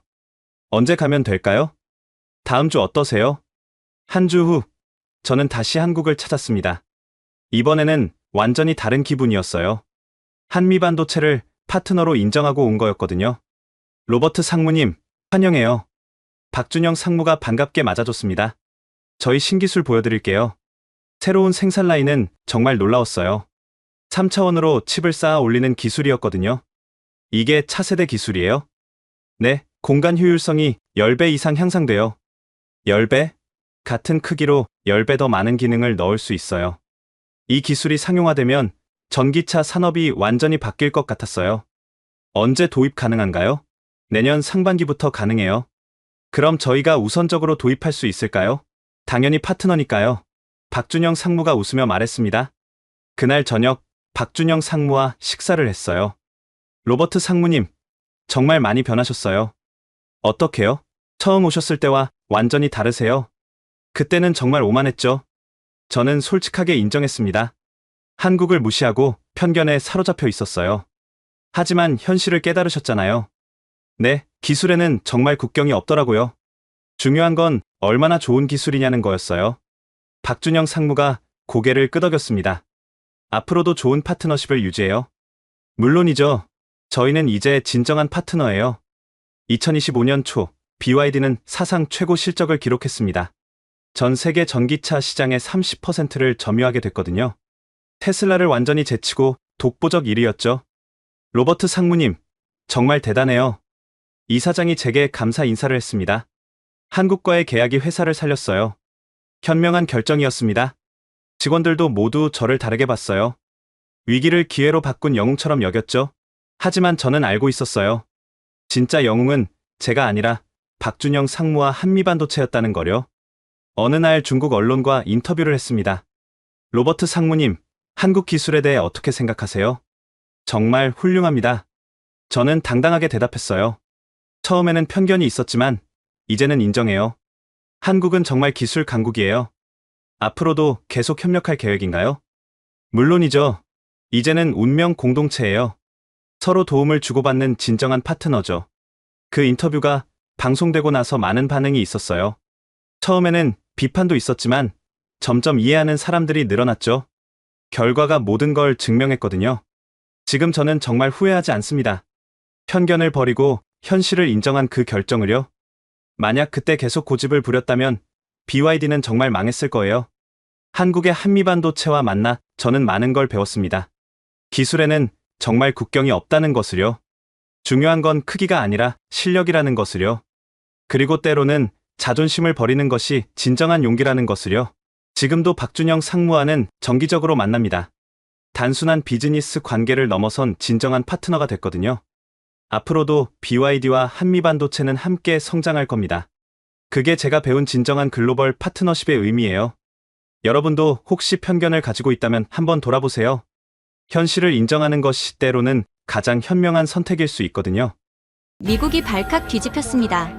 15%로 합의가 끝난 줄 알았던 한미 관세 협상. 트럼프가 갑자기 말을 바꾸며 50% 가능하다는 폭탄 발언을 던졌기 때문입니다. 한국은 결국 미국의 보호막 없이는 설 수 없는 나라라던 미국 내부의 냉소. 미국 편에 서면 중국몽을 망치게 될 것이라는 중국의 위협. 그 틈바구니 속에서 한국은 양쪽으로부터 동시에 압박을 받고 있었습니다. 그러나 한국 조선소와 원전 기술이 전략을 떠받치는 핵심이라는 사실이 드러나는 순간 모든 예측은 완전히 뒤집혔습니다. 세계 최강이라 자부하던 미국조차 한국 없이는 버틸 수 없음을 깨닫게 만든 대한민국의 숨겨진 힘. 지금 시작합니다. 저는 로버트 헤이든입니다. 68년을 살아오면서 미국 국방부 군수사령부와 무역대표부에서 30년 넘게 일했죠. 지금은 트럼프 대통령의 정책 고문으로 활동하고 있습니다. 솔직히 말하면 저는 한국에 대해 그리 좋은 감정을 갖고 있지 않았어요. 아니, 정확히는 무시했다고 해야겠네요. 2025년 2월의 어느 추운 아침이었습니다. 워싱턴 DC의 제 사무실에서 한국 관련 보고서를 작성하고 있었죠. 한국의 방위비 분담률 현황과 개선 방안이라는 제목이었어요. 키보드를 두드리며 중얼거렸습니다. 또 한국인가? 이 무임승차자들이. 제 생각에 한국은 전형적인 무임승차 국가였어요. 미군이 주둔해서 안보를 책임져 주는데 정작 방위비는 턱없이 부족하다고 생각했거든요. 당시 한국의 방위비 지출은 GDP 대비 2.3% 수준이었어요. 하지만 트럼프 대통령은 5%를 요구하고 있었죠. 5%가 뭐가 과하다는 거야. 저는 혼자서 투덜댔습니다. 폴란드도 4% 넘게 쓰는데 한국이 못할 이유가 어디 있어. 폴란드한테 무기 판돈으로 내면 되잖아? 사무실 벽에 걸린 세계 지도를 바라봤어요. 한국은 정말 작은 점처럼 보였습니다. 고작 5천만 명의 나라가 뭔 대단한 역할을 한다고. 그런데 생각해보니 한국만큼 미국한테 의존하는 나라도 없었어요. 1950년 6.25 전쟁 때부터 시작해서 지금까지 70년이 넘도록 미군이 주둔하고 있었죠. 우리가 없었으면 진작에 북한에 먹혔을 텐데. 저는 확신했어요. 한국의 경제 발전도 결국 미국의 안보 우산 덕분이라고 믿었거든요. 그때 동료인 제임슨이 들어왔어요. 로버트, 한국 보고서 어떻게 돼가? 뻔한 내용이야. 방위비 늘리라고 압박하면 끝이지. 제임슨이 웃으며 말했습니다. 요즘 한국 애들이 꽤 까칠해졌다던데. 까칠하든 말든. 결국 우리 말 들어야 해. 저는 자신만만했어요. 미국이 한국을 얼마나 도와줬는데 감사할 줄도 모르고 투정이나 부린다고 생각했거든요. 한국은 우리가 만든 나라야. 우리가 없었으면 북한에 먹혔을 텐데. 제임슨이 고개를 갸웃했어요. 그래도 요즘은 좀 다르다던데. 이재명 대통령이 꽤 강경하게 나온다고 하던데. 이재명이 누군데? 결국 미국 앞에서는 꼬리 내리게 돼 있어. 저는 키보드를 치면서 말했어요. 한국 대통령들은 다 똑같아. 처음엔 강하게 나오다가 나중엔 굽힐 수밖에 없지. 보고서에는 이렇게 적었습니다. 한국의 현재 방위비 지출 수준은 미국의 안보 공약에 비해 현저히 부족하며 이는 전형적인 무임승차 행위로 규정된다. 따라서 한국 정부에 GDP 5% 수준의 방위비 지출을 강력히 요구해야 한다. 키보드를 치면서 속으로 생각했어요. 한국 놈들아, 이제 진짜 돈 내놓을 때가 됐어. 더 자세한 수치도 추가했습니다. 현재 한국의 방위비는 연간 약 500억 달러 수준이다. 하지만 GDP 5%로 증액할 경우에 약 900억 달러가 되어 미국의 한국 방어 비용을 충분히 상쇄할 수 있을 것으로 예상된다. 점심시간이 되자 펜타곤 근처 레스토랑에서 국방부 동료들과 만났습니다. 한국 애들이 또 투정 부리나? 한 동료가 물었어요. 당연하지. 돈 달라고 하면 항상 투정이야. 그래도 요즘은 예전과 다르다던데 중국하고도 거래하고. 저는 손을 흔들며 말했습니다. 그게 다 쇼야, 쇼. 결국 우리한테 의존하는 건 똑같아. 그런가? 한국이 중국하고 줄다리기 한다고 해봤자 결국 우리 품으로 올 수밖에 없어. 선택권이 없거든. 저는 맥주를 한 모금 마시며 말했습니다. 북한이라는 칼이 목에 걸려 있는데 미국 말고 누구를 믿겠어? 그때 린다 휴스턴이 끼어들었어요. 국방부 해군 발주 담당자였죠. 로버트, 혹시 한국 조선소 실력 알아? 조선소, 뭐 배나 만드는 곳 아니야? 아니, 진짜로. 요즘 우리 해군 함정 발주 평가 보면 한국이 일본을 압도하고 있어. 저는 코웃음을 쳤어요. 설마, 일본이 한국보다 못해. 일본은 해군 강국이었는데. 데이터를 보면 그래. 기술력도 그렇고, 가격 경쟁력도 그렇고. 린다가 진지하게 말했어요. 특히 잠수함 기술이 대단해. 독일 기술을 완전히 흡수해서 자기 것으로 만들었어. 린다, 자료가 잘못된 거 아니야? 한국이 독일보다 낫다고? 하지만 린다는 더욱 진지했어요. 로버트, 당신 한국에 대해 너무 모르는 것 같아. 한번 직접 가서 봐. 내가 왜 한국까지 가? 거기 가봤자 뻔하잖아. 보고서 쓸 거면 제대로 써야지. 현장도 안 보고 어떻게 정확한 평가를 해? 린다의 말이 조금 신경 쓰였지만 저는 여전히 확신했어요. 한국은 그저 미국의 보호를 받는 작은 나라일 뿐이라고. 사무실로 돌아와서 보고서를 마저 작성했습니다. 한국은 미국의 안보 우산하에서 경제적 번영을 누려왔으나 이에 상응하는 책임을 다하지 않고 있다. 특히 방위비 분담에 있어서는 다른 동맹국들에 비해 현저히 낮은 수준을 보이고 있어 즉각적인 개선이 필요하다. 결론 부분에는 더 강한 표현을 썼어요. 한국의 무임승차 행태는 더 이상 용인될 수 없으며 미국 정부는 강력한 압박을 통해 방위비 증액을 관철시켜야 한다. 저녁 무렵 집에 돌아가는 길에 뉴스를 들었어요. 트럼프 대통령이 오늘 기자회견에서 한국의 방위비 증액을 다시 한번 강조했습니다. 기자가 물었습니다. 대통령님, 한국이 거부하면 어떻게 하시겠습니까? 트럼프 대통령이 답했어요. 한국은 똑똑한 나라야. 결국 옳은 선택을 할 거라고 믿어. 저는 고개를 끄덕였어요. 맞아. 결국 우리 말을 들을 수밖에 없어. 그날 밤, 집에서 한국 관련 자료들을 다시 훑어봤어요. 경제 규모, 인구, 군사력 등등. 5천만 명의 GDP 1조 8천억 달러 정도. 나쁘지 않네. 숫자만 보면 나쁘지 않았지만 여전히 미국에 비하면 세 발의 피였어요. 결국 우리가 없으면 아무것도 못하는 나라지. 한국의 주요 수출 살펴봤어요. 반도체, 자동차, 조선, 철강. 그래, 이 정도는 하는구나. 그래도 기술은 다 외국에서 가져온 거잖아. 침대에 누워서 생각했습니다. 내일은 트럼프 대통령에게 한국 보고서를 브리핑해야 했어요. 5% 요구가 정당하다고 설득해야겠어. 그때 저는 정말 오만했습니다. 한국을 그저 미국의 부속품 정도로 생각했거든요. 하지만 곧 그 생각이 얼마나 잘못된 것인지 깨닫게 될 줄은 몰랐어요. 다음 날 아침, 사무실에 도착하자마자 제임슨이 뛰어왔어요. 로버트, 이거 봤어? 그가 건넨 건 글로벌 타임스 기사였습니다. 중국 공산당 기관지죠. 제목부터 도발적이었어요. 한국은 미국의 종속국이 될 것인가? 저는 기사를 훑어봤. 미국이 한국의 방위비 GDP 5%를 요구하는 것은 한국을 완전한 종속국으로 만들려는 시도다. 이는 동북아시아 평화를 위협하는 패권주의적 행태로 규정된다. 뭐 이런 헛소리가 다 있어. 저는 코웃음을 쳤어요. 하지만 기사는 계속됐습니다. 한국이 이러한 요구를 수용한다면 중국은 한반도에 대한 정책을 전면 재검토할 수밖에 없을 것이다. 이 부분에서 조금 신경이 쓰였어요. 중국이 한국에 대해 뭔가 조치를 취하겠다는 뜻이니까요. 제임슨, 이거 언제 나온 기사야? 어젯밤에 올라왔어. 베이징 시간으로는 새벽이었고. 빠르네. 트럼프 대통령 기자회견 보고 바로 반응한 거구나. 저는 기사를 더 읽어봤어요. 중국 외교전략국 왕즈하오 부국장의 인터뷰도 실려 있었습니다. 한국은 지금 기로에 서 있다. 미국의 압박에 굴복할 것인가? 아니면 동북아시아의 균형자 역할을 할 것인가? 왕즈하오는 계속 말했어요. 2017년 사드 배치 당시를 기억해봐. 중국의 경제 제재로 한국이 얼마나 고통받았는지 말이다. 그때 일이 떠올랐어요. 한국이 사드를 배치하자 중국이 경제 보복을 가했었죠. 한류 콘텐츠 금지, 관광객 차단, 롯데마트 영업 정지. 한국 경제가 크게 타격을 받았어요. 그래, 한국 놈들이 얼마나 쩔쩔맸는지. 저는 당시를 기억했습니다. 한국 기업들이 중국 시장에서 큰 손실을 받고 정부도 우왕좌왕했었죠. 결국 중국 눈치 보느라 사드 추가 배치도 못했잖아. 제임슨이 말했어요. 그런데 이번엔 좀 다를 것 같은데? 이재명이 꽤 강하게 나온다던데. 이재명이 뭘 어떻게 해? 결국 경제가 문제인데. 저는 자신있게 말했어요. 한국은 중국과 미국 사이에서 줄타기하는 나라야. 둘 다 화나게 하면 망하는 거지. 그때 컴퓨터에 이메일이 왔어요. 트럼프 대통령 참모진 회의 소집 통보였습니다. 한국 방위비 협상 전략 논의하는 제목이었어요. 봐, 벌써 회의 소집이야.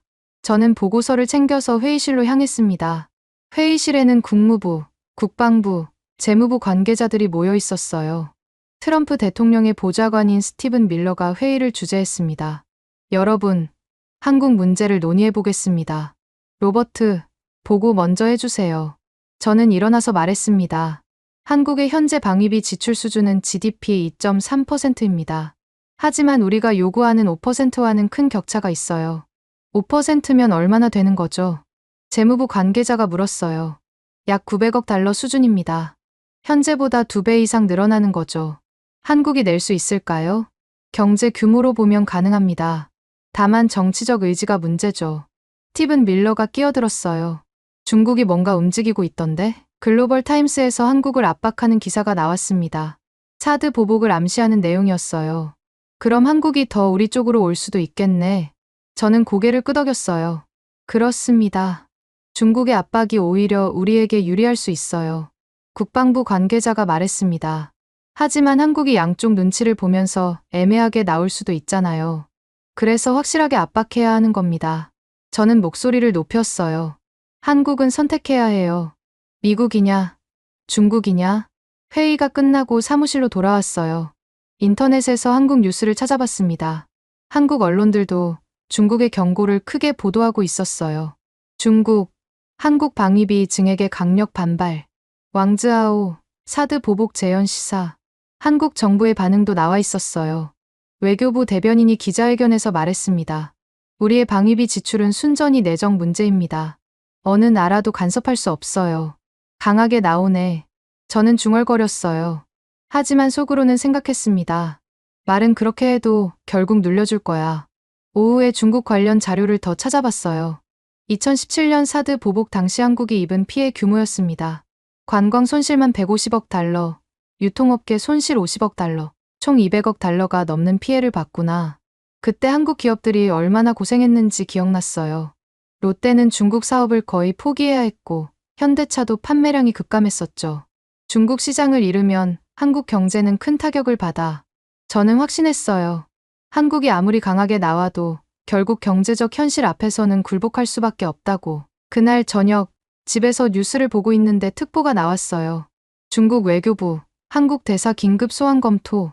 아나운서가 말했습니다. 중국 외교부가 한국의 방위비 증액 논의와 관련해 주한 중국 대사의 긴급 소환을 검토하고 있다고 발표했습니다. 벌써 움직이기 시작했네. 저는 웃었어요. 중국의 압박이 시작되면 한국은 더욱 미국에 의존할 수밖에 없을 거라고 생각했거든요. 한국은 결국 우리 편을 선택해야 해. 하지만 그때는 몰랐어요. 한국이 생각보다 훨씬 강한 나라라는 것을. 그리고 중국의 압박에도 굴복하지 않을 만한 저력이 있다는 것을 말이에요. 침대에 누워서 내일 일정을 생각했습니다. 트럼프 대통령에게 브리핑을 해야 했어요. 중국 카드까지 써서 한국을 압박하자고 건의해야겠어. 그렇게 이틀째 밤이 지나갔습니다. 여전히 한국을 우습게 보면서 말이에요. 3일째 되는 날 아침, 드디어 트럼프 대통령과의 브리핑 시간이 왔어요. 백악관 집무실에 들어서자 대통령이 말했습니다. 로버트, 한국 놈들이 어떻게 나오고 있어? 카카, 아직은 버티고 있습니다. 하지만 곧 굴복할 거라고 봅니다. 저는 자신만만하게 말했어요. 중국이 압박을 가하고 있어서 한국으로서는 선택의 여지가 없을 겁니다. 트럼프 대통령이 고개를 끄덕였어요. 그래, 한국은 똑똑해. 결국 옳은 선택을 할 거야. 5% 요구를 관철시키겠습니다. 좋아. 그런데 한미 정상회담이 다음 주로 잡혔다던데? 예, 이재명 대통령이 워싱턴을 방문합니다. 이재명이라. 어떤 놈이야? 저는 준비해온 자료를 꺼냈어요. 강경파입니다. 하지만 결국은 현실을 받아들일 거라고 봅니다. 트럼프 대통령이 웃었어요. 한국 대통령들은 다 똑같아. 처음엔 센 척하다가 나중엔 다 굽히지. 그로부터 며칠 후 드디어 한미 정상회담 당일이 됐습니다. 저는 브리핑팀의 일원으로 참석하게 됐어요. 백악관 회의실에서 대기하고 있는데 한국 대통령단이 도착했다는 연락이 왔습니다. 드디어 오는구나. 저는 속으로 생각했어요. 이제 한국이 어떻게 굽히나 보자. 회담이 시작됐어요. 트럼프 대통령이 먼저 입을 열었습니다. 이재명 대통령, 반갑습니다. 오늘은 중요한 얘기를 해야겠어요. 저도 그렇게 생각합니다. 트럼프 대통령님. 이재명 대통령의 목소리는 생각보다 담담했어요. 방위비 문제부터 얘기해 볼까요? 트럼프 대통령이 바로 본론으로 들어갔습니다. 한국의 방위비 지출을 GDP 5%로 늘려야 합니다. 저는 긴장하며 이재명 대통령의 반응을 지켜봤어요. 그런데 이재명 대통령이 예상과 다르게 나왔어요. 트럼프 대통령님, 잠시만요. 그가 가져온 자료를 펼쳤습니다. 우리는 이미 GDP 2.3%를 방위비로 지출하고 있습니다. 그래서요? 이 수치가 얼마나 높은 건지 아세요? 이재명 대통령이 차분하게 말했어요. 나토 평균이 2.1%입니다. 우리는 이미 나토보다 많이 쓰고 있어요. 저는 깜짝 놀랐어요. 나토보다 많이 쓴다고? 독일은 1.5%, 캐나다는 1.3%예요. 우리가 이들보다 훨씬 많이 쓰고 있습니다. 이재명 대통령의 목소리에는 확신이 있었어요. 그런데 왜 우리만 5%를 써야 하나요? 트럼프 대통령이 당황하는 기색을 보였어요. 하지만 한국은 특수한 상황 아닙니까? 북한이 있고, 그렇습니다. 특수한 상황이죠. 이재명 대통령이 끼어들었어요. 바로 그 특수한 상황 때문에 우리는 이미 충분히 부담하고 있는 겁니다. 그가 또 다른 자료를 꺼냈어요. 한국은 세계에서 6번째로 많은 방위비를 쓰는 나라입니다. 절대 금액으로는 500억 달러가 넘어요. 하지만 미군 주둔 비용을 트럼프 대통령이 말하려는데 이재명 대통령이 다시 끼어들었어요. 미군 주둔 비용도 우리가 상당 부분 부담하고 있습니다. 연간 10억 달러가 넘어요. 저는 점점 불안해졌어요. 이건 제가 예상한 시나리오가 아니었거든요. 한국 대통령이 이렇게 논리정연하게 반박할 줄은 몰랐어요. 게다가 우리는 미군 기지 제공, 훈련장 제공, 각종 편의 제공까지 하고 있습니다. 이재명 대통령이 계속 말했어요. 이런 간접 비용까지 계산하면 우리의 실질적인 방위비 부담은 GDP 3%가 넘습니다. 회의실 분위기가 묘해졌어요. 트럼프 대통령이 뭔가 말하려다가 멈췄습니다. 트럼프 대통령님. 이재명 대통령이 다시 입을 열었어요. 우리는 미국의 동맹국이지 속국이 아닙니다. 이 말에 저는 충격을 받았어요. 한국 대통령이 미국 대통령 앞에서 이렇게 당당하게 말할 줄은 몰랐거든요. 동맹은 상호 이익에 기반해야 합니다. 일방적인 요구가 아니라 말이에요. 트럼프 대통령이 얼굴을 붉혔어요. 하지만 우리가 한국을 얼마나 도와줬는데. 도와주셨죠. 그리고 우리도 보답했습니다. 이재명 대통령이 단호하게 말했어요. 6.25 전쟁 이후 70년간 우리는 미국의 가장 충실한 동맹국이었어요. 베트남 전쟁, 아프가니스탄 전쟁, 이라크 전쟁. 미국이 필요할 때마다 함께했습니다. 저는 뭔가 이상했어요. 한국이 이렇게 당당하게 나올 이유가 뭘까? 그리고 경제적으로도 서로 도움이 되고 있습니다. 이재명 대통령이 또 다른 자료를 펼쳤어요. 한미 교역량이 연간 2천억 달러가 넘어요. 한국에 투자한 미국 기업들도 수백 개가 됩니다. 하지만 트럼프 대통령님, 한 가지만 물어보겠습니다. 이재명 대통령의 목소리가 더욱 단단해졌어요. 독일이나 일본한테도 GDP 5%를 요구하실 건가요? 트럼프 대통령이 말을 못했어요. 독일은 1.5%, 일본은 1.2%예요. 우리보다 훨씬 적게 쓰고 있습니다. 그건 왜 한국만 5%를 써야 하나요? 명확한 근거를 제시해 주세요. 저는 식은땀이 났어요. 제가 준비한 논리가 다 뚫리고 있었거든요. 회담이 예상과 완전히 다르게 흘러가고 있었어요. 우리는 이미 충분히 부담하고 있습니다. 이재명 대통령이 마지막으로 말했어요. 더 늘려달라면 구체적이고 합리적인 근거를 제시해 주세요. 그리고 다른 동맹국들과의 형평성도 고려해 주시기 바랍니다. 회담이 끝나고 한국 대통령단이 나간 후 회의실은 조용했어요. 트럼프 대통령이 저를 보며 말했습니다. 로버트, 이게 뭐야? 한국 놈이 우리한테 대들고 있잖아. 죄송합니다. 예상보다 강하게 나오네요. 저는 당황했어요. 이재명 대통령의 논리가 나름대로 설득력이 있었거든요. 나토보다 많이 쓴다는 게 사실이야? 확인해 보겠습니다. 저는 황급히 사무실로 돌아가서 자료를 뒤져봤어요. 한국의 방위비 지출 2.3%, 나토 평균 2.1%. 정말이네. 한국이 나토 평균보다 높아. 처음으로 균열이 생기기 시작했어요. 제가 생각했던 것과 현실이 다를 수도 있다는 생각이 들었거든요. 하지만 여전히 확신했어요. 그래도 5%는 가능해. 결국 압박하면 굽힐 거야. 회담 다음 날, 린다 휴스턴에게서 전화가 왔어요. 로버트, 시간 있어? 중요한 얘기가 있어. 뭔데? 한국 조선소 평가 보고서가 나왔어. 직접 와서 봐. 저는 린다의 사무실로 갔습니다. 그녀가 두꺼운 보고서를 건네줬어요. 미 해군 차세대 함정 발주 평가서라는 제목이었어요. 이게 뭐야? 우리 해군이 새로운 구축함과 잠수함을 발주하기 위해 전 세계 조선소들을 평가한 거야. 저는 보고서를 펼쳤습니다. 첫 페이지부터 충격이었어요. 종합평가 1위, 한국현대중공업. 2위, 한국대우조선해양. 3위, 일본 미쓰비시 중공업. 뭐야, 이거? 저는 믿을 수 없었어요. 한국 조선소가 1, 2위를 차지했다니. 계속 봐, 린다가 말했어요. 기술력 평가에서 한국은 거의 모든 항목에서 최고점을 받았어요. 잠수함 기술, 함정 설계, 전투 시스템 통합까지 말이에요. 이거 진짜야? 100% 사실이야. 우리 전문가들이 1년간 평가한 결과야. 저는 더 자세히 읽어봤어요. 한국의 잠수함 기술은 독일 기술을 뛰어넘었다. 특히 공기부료 추진 체계는 세계 최고 수준이다. 공기부료 추진 체계가 뭐야? 잠수함이 수중에서 오래 머물 수 있게 하는 기술이야. 핵잠수함이 아닌 재래식 잠수함으로는 최고 기술이지. 린다가 설명했어요. 독일에서 기술을 배웠는데 이제는 오히려 독일보다 나아졌어. 저는 계속 보고서를 읽었습니다. 한국 조선소의 납기 준수율 8%, 일본 조선소의 납기 준수율 73%. 가격 경쟁력에서도 한국이 일본보다 30% 저렴하다. 이게 맞아. 한국이 일본보다 싸고 빠르고 기술도 좋다고? 맞아. 그래서 요즘 우리 해군이 한국 쪽으로 기울고 있어. 린다가 또 다른 자료를 꺼냈어요. 작년에 한국에서 발주한 함정들 성능 평가야. 그 자료도 놀라웠어요. 한국산 함정의 작전 가동률 95%, 미국산 함정의 작전 가동률 87%. 한국 것이 우리 것보다 좋다고? 놀랍지. 나도 처음엔 믿을 수 없었어. 저는 혼란스러웠어요. 제가 알던 한국과 너무 달랐거든요. 린다, 혹시 현장을 직접 볼 수 있을까? 무슨 현장?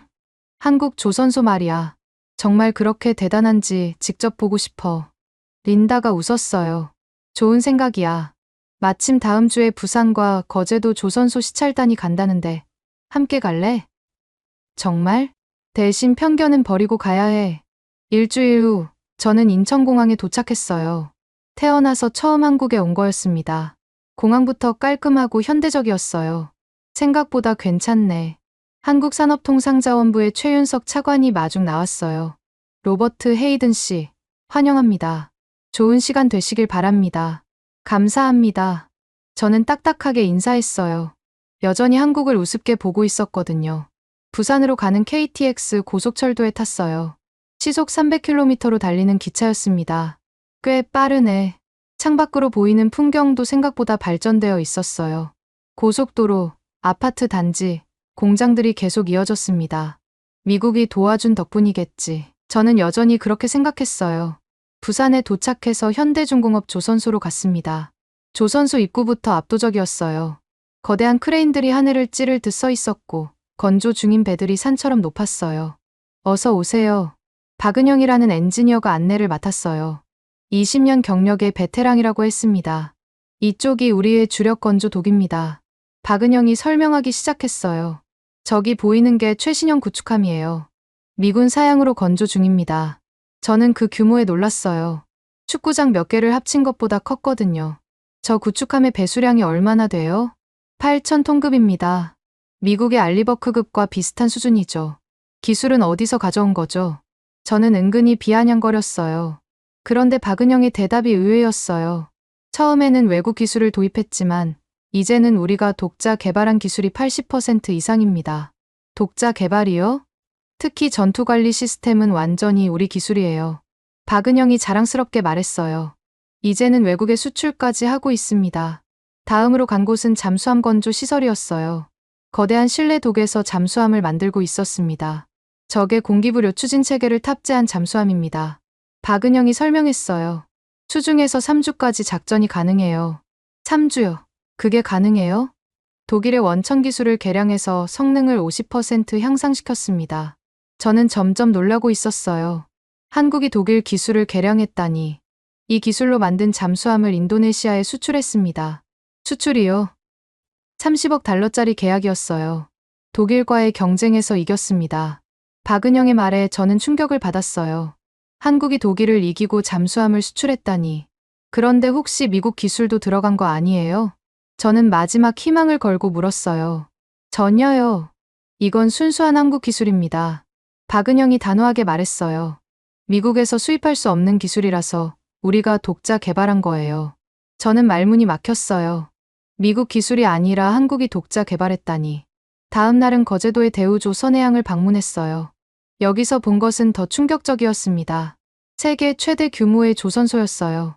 이 조선소에서 세계 선박의 20%를 만듭니다. 안내하는 직원이 말했어요.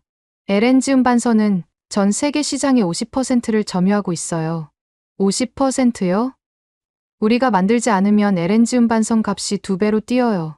저는 점점 혼란스러워졌어요. 한국이 이렇게 중요한 역할을 하고 있었다니. 저기 보이는 건 해상풍력 발전기 설치선입니다. 직원이 가리키는 곳을 봤어요. 거대한 크레인이 달린 특수 선박이 있었습니다. 이런 선박을 만들 수 있는 나라가 세계에 몇 개나 돼요? 한국, 네덜란드, 중국 정도예요. 그런데 기술력은 우리가 최고죠. 저는 더 이상 뭐라고 할 수 없었어요. 제가 생각했던 한국과 너무 달랐거든요. 저녁에 호텔로 돌아와서 하루 종일 본 것들을 정리해봤어요. 한국의 조선업이 이렇게 발달했다는 사실, 독일을 뛰어넘은 기술력, 전 세계 시장을 장악한 경쟁력. 내가 뭘 모르고 있었던 거지? 처음으로 제 생각에 의문이 들기 시작했어요. 한국이 정말 무임승차자일까? 아니면 제가 잘못 알고 있었던 걸까? 그날 밤, 잠이 오지 않았어요. 지금까지 확신이 흔들리고 있었거든요. 조선소 시차를 마치고 서울로 돌아온 저는 최윤석 차관과 저녁 식사를 하게 됐어요. 강남의 한 한정식집이었습니다. 오늘 어떠셨어요? 최윤석 차관이 물었어요. 솔직히 놀랐습니다. 예상보다 훨씬 발전되어 있더군요. 저는 솔직하게 말했어요. 그런데 궁금한 게 있어요. 뭔가요? 2017년 사드 보복 때는 어떻게 버텨냈나요? 최윤석 차관의 표정이 잠시 어두워졌어요. 힘든 시기였죠. 중국이 경제 보복을 가했을 때 말입니다. 구체적으로 어떤 피해가 있었나요? 관광객이 90% 줄었어요.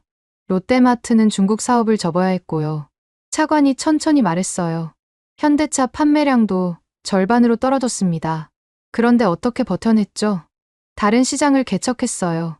중국 하나에만 의존하면 안 된다는 걸 깨달았거든요. 저는 그때 일을 다시 떠올려 봤어요.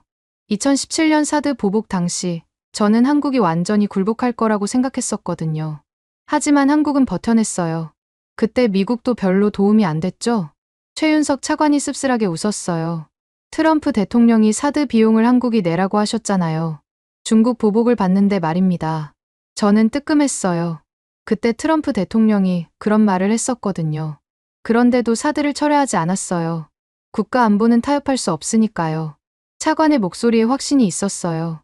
중국이 아무리 압박해도 우리 안보를 포기할 수는 없었습니다. 저는 뭔가 이상했어요. 한국이 중국 눈치를 보는 나라라고 생각했는데 실제로는 달랐어요.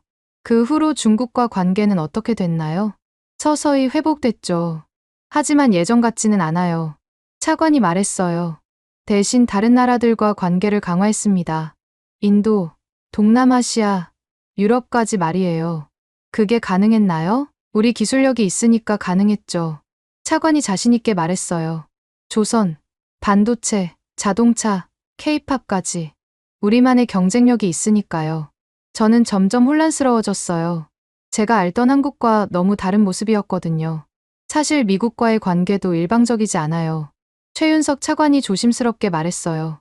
우리가 미국한테서 받는 것만큼 미국도 우리한테서 받는 게 많거든요. 예를 들면요. 반도체 공급망에서 우리 역할을 보세요. 삼성과 SK하이닉스가 없으면 미국 IT 산업이 마비돼요. 저는 그 말에 놀랐어요. 정말요? 애플 아이폰에 들어가는 메모리 반도체의 70%가 한국산이에요. 차관이 계속 설명했어요. 테슬라 전기차 배터리도 우리가 공급하고요. 저는 모르고 있었던 사실들을 알게 됐어요. 미국이 한국에 의존하는 부분이 이렇게 많다니. 그럼 방위비 5% 요구에 대해서는 어떻게 생각하세요? 저는 직접적으로 물어봤어요. 최윤석 차관이 잠시 생각하더니 말했어요. 솔직히 받아들이기 어려워요. 우리는 이미 충분히 하고 있거든요. GDP 2.3%면 나토 평균보다 높아요. 하지만 미군이 주둔하고 있잖아요. 미군 주둔도 상호 이익이에요. 차관이 단호하게 말했어요. 미국도 동아시아 전략상 한국이 필요하니까 주둔하는 거죠. 그런가요? 중국을 견제하려면 한국이 필수예요. 일본만으로는 부족하거든요. 저는 그 말을 곱씹어 봤어요.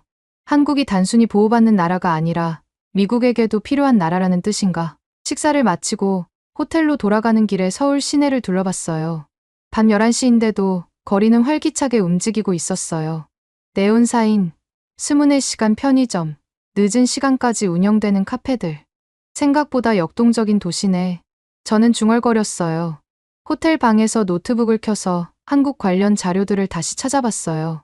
2017년 사드 보복 당시 상황을 자세히 살펴봤습니다. 중국의 압박이 얼마나 심했는지, 한국이 어떤 피해를 봤는지, 관광객 감소 90%, 롯데마트 99개 매장 폐쇄, 현대차 판매량 50% 감소, 피해 규모가 어마어마했어요. 하지만 한국은 굴복하지 않았어요. 오히려 다른 시장을 개척해서 위기를 극복했습니다. 이게 정말 가능한 일인가? 저는 의문이 들었어요. 작은 나라 한국이 어떻게 중국의 압박을 버텨낼 수 있었을까? 더 자세히 조사해봤어요. 사드 보복 이후 한국의 대응 전략을 말이에요. 친남 방정책으로 동남아시아 시장 개척, 친북 방정책으로 러시아, 중앙아시아 진출, 유럽과의 FTA 체결로 새로운 판로 확보, 한국이 체계적으로 시장을 다변화했더군요. 정말 똑똑하게 했네. 저는 감탄했어요. 그리고 또 다른 사실을 발견했어요. 사드 보복 당시 한국 기업들이 오히려 더 강해졌다는 거였어요. 삼성전자, 중국 의존도 줄이고 글로벌 경쟁력 강화, 현대차, 인도 시장에서 이익까지 올라 LG화학, 유럽 배터리 시장 점유율 1위, 중국의 압박이 오히려 한국 기업들을 더 강하게 만든 거였어요. 이상하네. 보통은 압박받으면 약해지는데 저는 궁금해졌어요. 한국이 어떻게 이런 일을 해낼 수 있었을까? 더 조사해보니 답이 나왔어요. 한국 기업들의 기술력이 뒷받침됐기 때문이었습니다. 기술력이 있으니까 다른 시장에서도 경쟁할 수 있었구나. 그제서야 이해가 됐어요. 한국이 단순히 미국에 의존하는 나라가 아니라 자립할 수 있는 실력이 있는 나라였던 거예요. 내가 완전히 잘못 생각했네. 저는 인정할 수밖에 없었어요. 한국에 대한 제 인식이 틀렸다는 것을.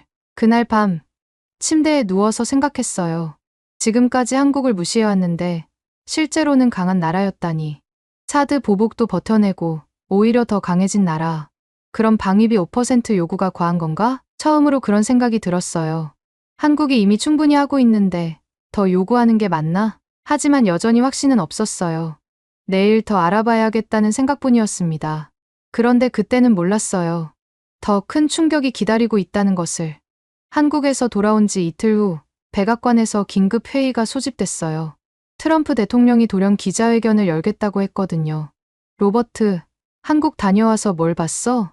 트럼프 대통령이 물었어요. 조선소 기술력이 생각보다 높았습니다. 저는 솔직하게 말했어요. 그래서 그게 방위비하고 무슨 상관이야? 글쎄요. 한국이 생각보다 자립 능력이 있어 보였습니다. 트럼프 대통령이 눈살을 찌푸렸어요.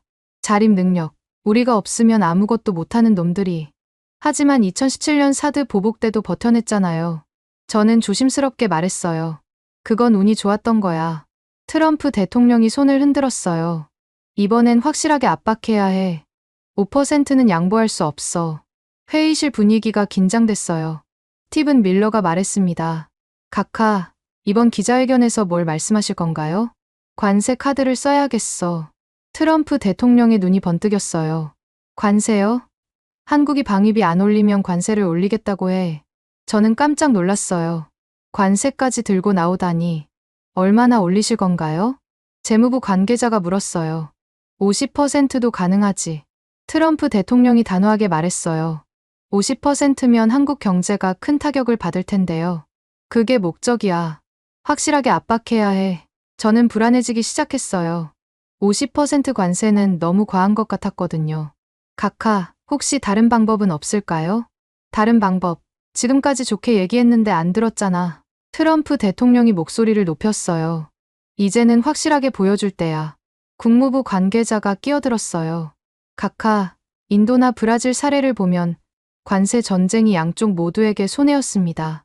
인도나 브라질이 한국이랑 같나? 한국은 우리에게 더 의존적이야. 트럼프 대통령이 반박했어요. 북한 때문에 우리가 필요할 수밖에 없어.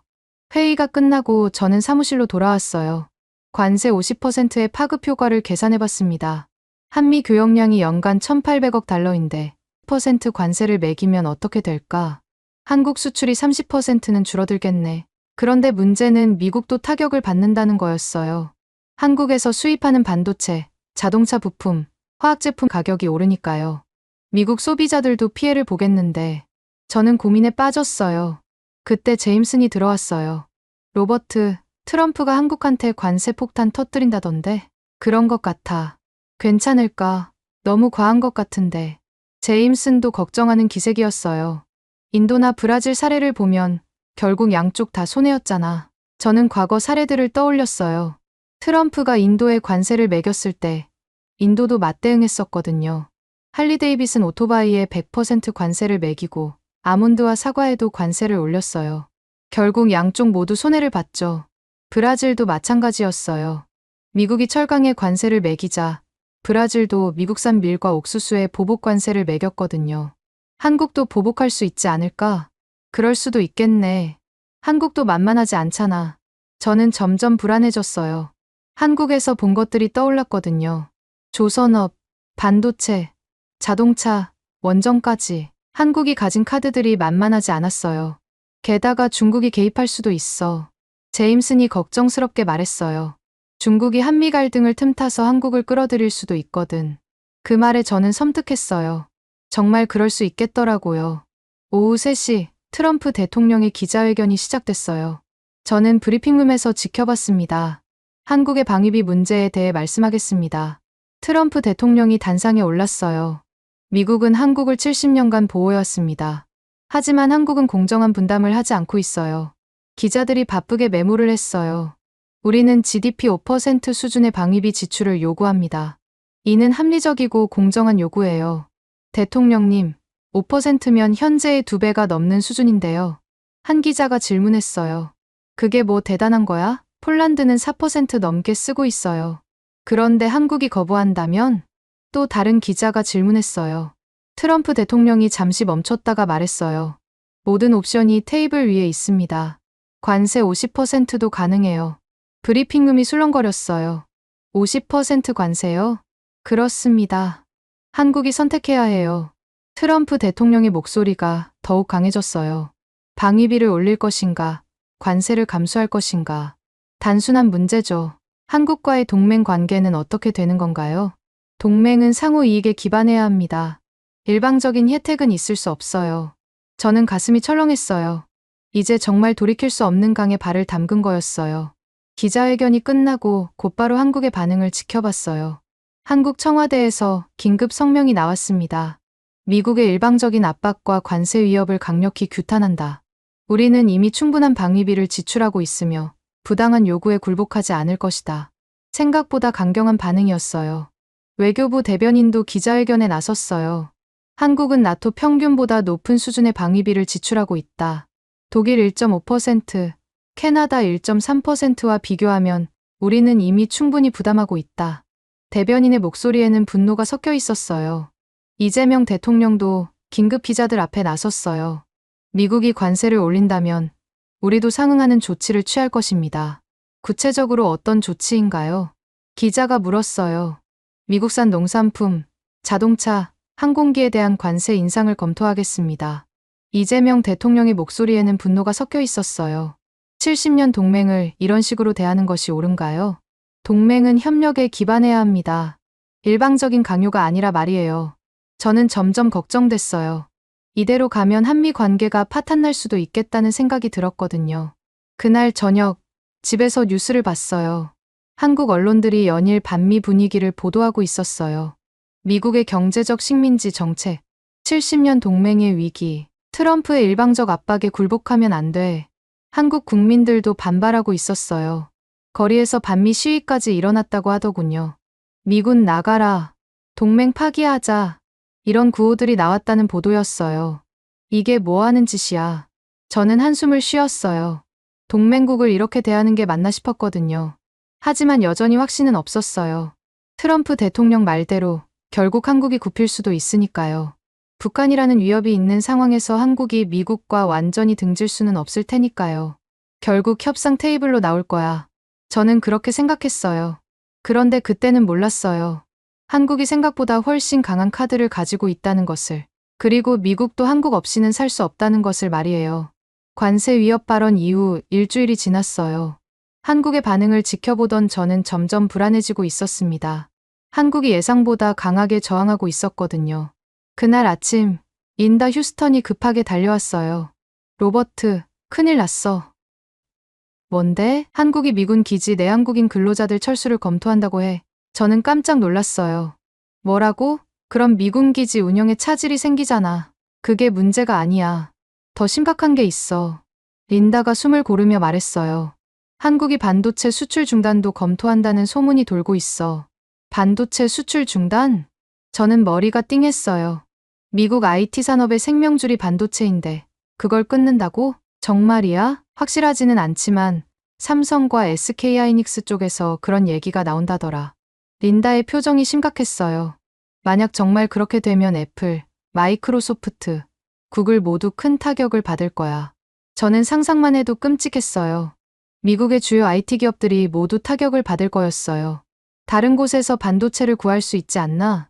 중국, 대만, 지금 상황에서는 불가능해. 한국 기술력을 당장 대체할 수 있는 곳이 없어. 린다가 단호하게 말했어요. 특히 메모리 반도체 분야에서는 한국이 독보적이야. 저는 급히 자료를 찾아봤어요. 글로벌 메모리 반도체 시장에서 한국 점유율을 말이에요. 삼성 43%, SK하이닉스 28%, 합쳐서 70%가 넘었어요. 이게 끊어지면 정말 큰일이겠네. 그때 또 다른 소식이 들려왔어요. 한국이 원전 수출에서도 미국을 배제하겠다는 얘기였습니다. 아랍에미리트 바라카 원전 사기를 성공적으로 완공한 한국이 사우디아라비아 원전 수주에서 미국 대신 러시아와 손잡을 것이라는 전망이 나오고 있다. 저는 점점 심각성을 깨달았어요.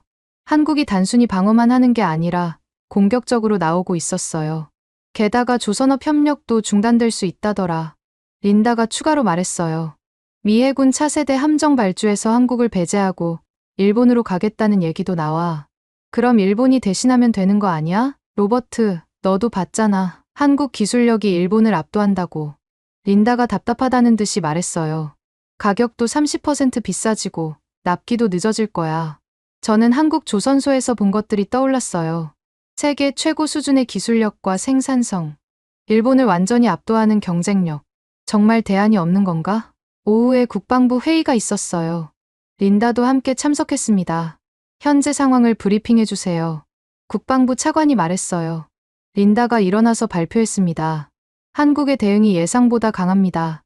특히 경제적 보복 조치들이 우려되고 있어요. 구체적으로는 반도체 수출 중단, 원전 사업 배제, 조선 협력 중단, 미군 기지 지원 축소 등이 검토되고 있습니다. 회의실이 조용해졌어요. 만약 이런 일들이 실제로 벌어진다면 미국 경제에 심각한 타격을 줄 수 있습니다. 린다가 단호하게 말했어요. 특히 반도체 분야에서는 단기간에 대안을 찾기 어려워요. 국무부 관계자가 끼어들었어요. 그리고 더 심각한 건 중국의 개입 가능성입니다. 중국이요? 한미 갈등이 심화되면 중국이 한국에 접근할 가능성이 높아요. 저는 그제서야 더 큰 그림을 보기 시작했어요. 단순히 방위비 문제가 아니라 동아시아 전체 판도가 바뀔 수 있는 문제였어요. 만약 한국이 중국 쪽으로 기운다면 우리의 아시아 전략 전체가 무너집니다. 국무부 관계자가 심각하게 말했어요. 일본만으로는 중국을 견제하기 어려워요. 저는 뭔가 잘못됐다는 생각이 들기 시작했어요. 한국을 압박하려다가 오히려 미국이 더 큰 손해를 볼 수도 있겠더라고요. 회의가 끝나고 저는 혼자 생각해봤어요. 한국에서 본 것들을 다시 떠올려 보면서 말이에요. 세계 1위의 조선 기술력, 세계 시장을 장악한 반도체, 해외로 수출하는 원전 기술, K-팝과 한류까지 더해진 소프트 파워. 한국이 정말 만만한 나라가 아니었구나. 그제서야 깨달았어요. 한국이 미국에 의존하는 것만큼 미국도 한국에 의존하고 있다는 것을. 그날 저녁 집에서 더 자세히 조사해봤어요. 한미 경제 관계를 세밀하게 분석해보면서 말이에요. 미국의 한국 투자 연간 800억 달러, 한국의 미국 투자 연간 600억 달러. 서로 주고받는 관계였어요. 한국에 진출한 미국 기업 2,500개, 미국에 진출한 한국 기업 1,800개.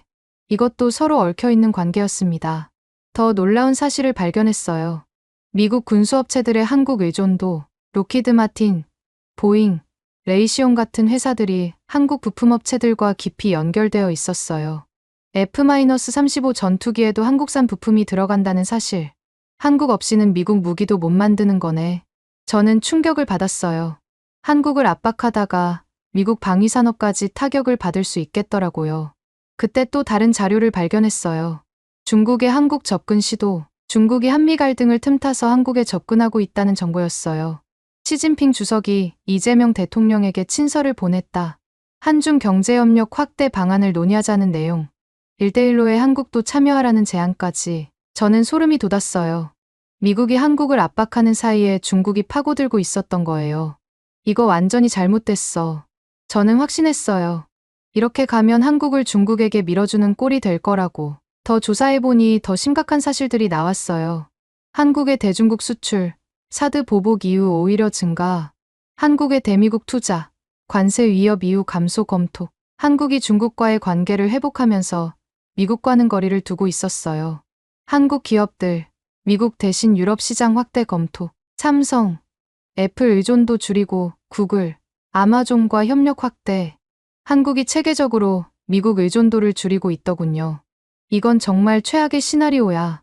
저는 머리를 감쌌어요. 미국이 한국을 잃으면 동아시아 전략 전체가 무너질 수 있었거든요. 중국을 견제하려면 한국이 필수였어요. 북한을 억제하려면 한국이 필요했어요. 경제적으로도 한국은 미국에게 없어서는 안 될 파트너였어요. 그날 밤 늦게까지 자료를 정리했어요. 한국의 전략적 가치를 다시 평가해보면서 말이에요. 지정학적 가치, 중국 견제의 최전선, 경제적 가치, 핵심 기술 파트너십, 군사적 가치, 동아시아 안보의 핵심 축. 한국은 동맹이 아니라 전략의 기둥이었어. 저는 마침내 깨달았어요. 한국 없이는 미국의 아시아 전략 자체가 성립되지 않는다는 것을. 내가 완전히 잘못 생각했어. 저는 인정할 수밖에 없었어요. 한국을 무시하고 압박하려던 제 자신이 어리석었다는 것을. 그때부터 보고서를 다시 쓰기 시작했어요. 이번에는 완전히 다른 관점에서 말이에요.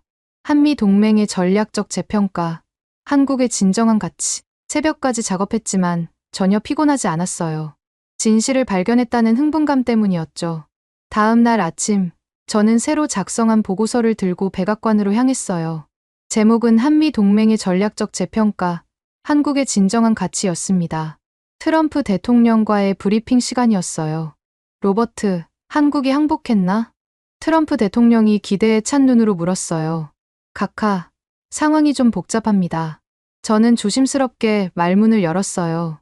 복잡하다니, 뭐가 복잡해? 한국의 대응이 예상과 다릅니다. 그리고 우리에게 더 큰 손실을 가져올 수 있어요.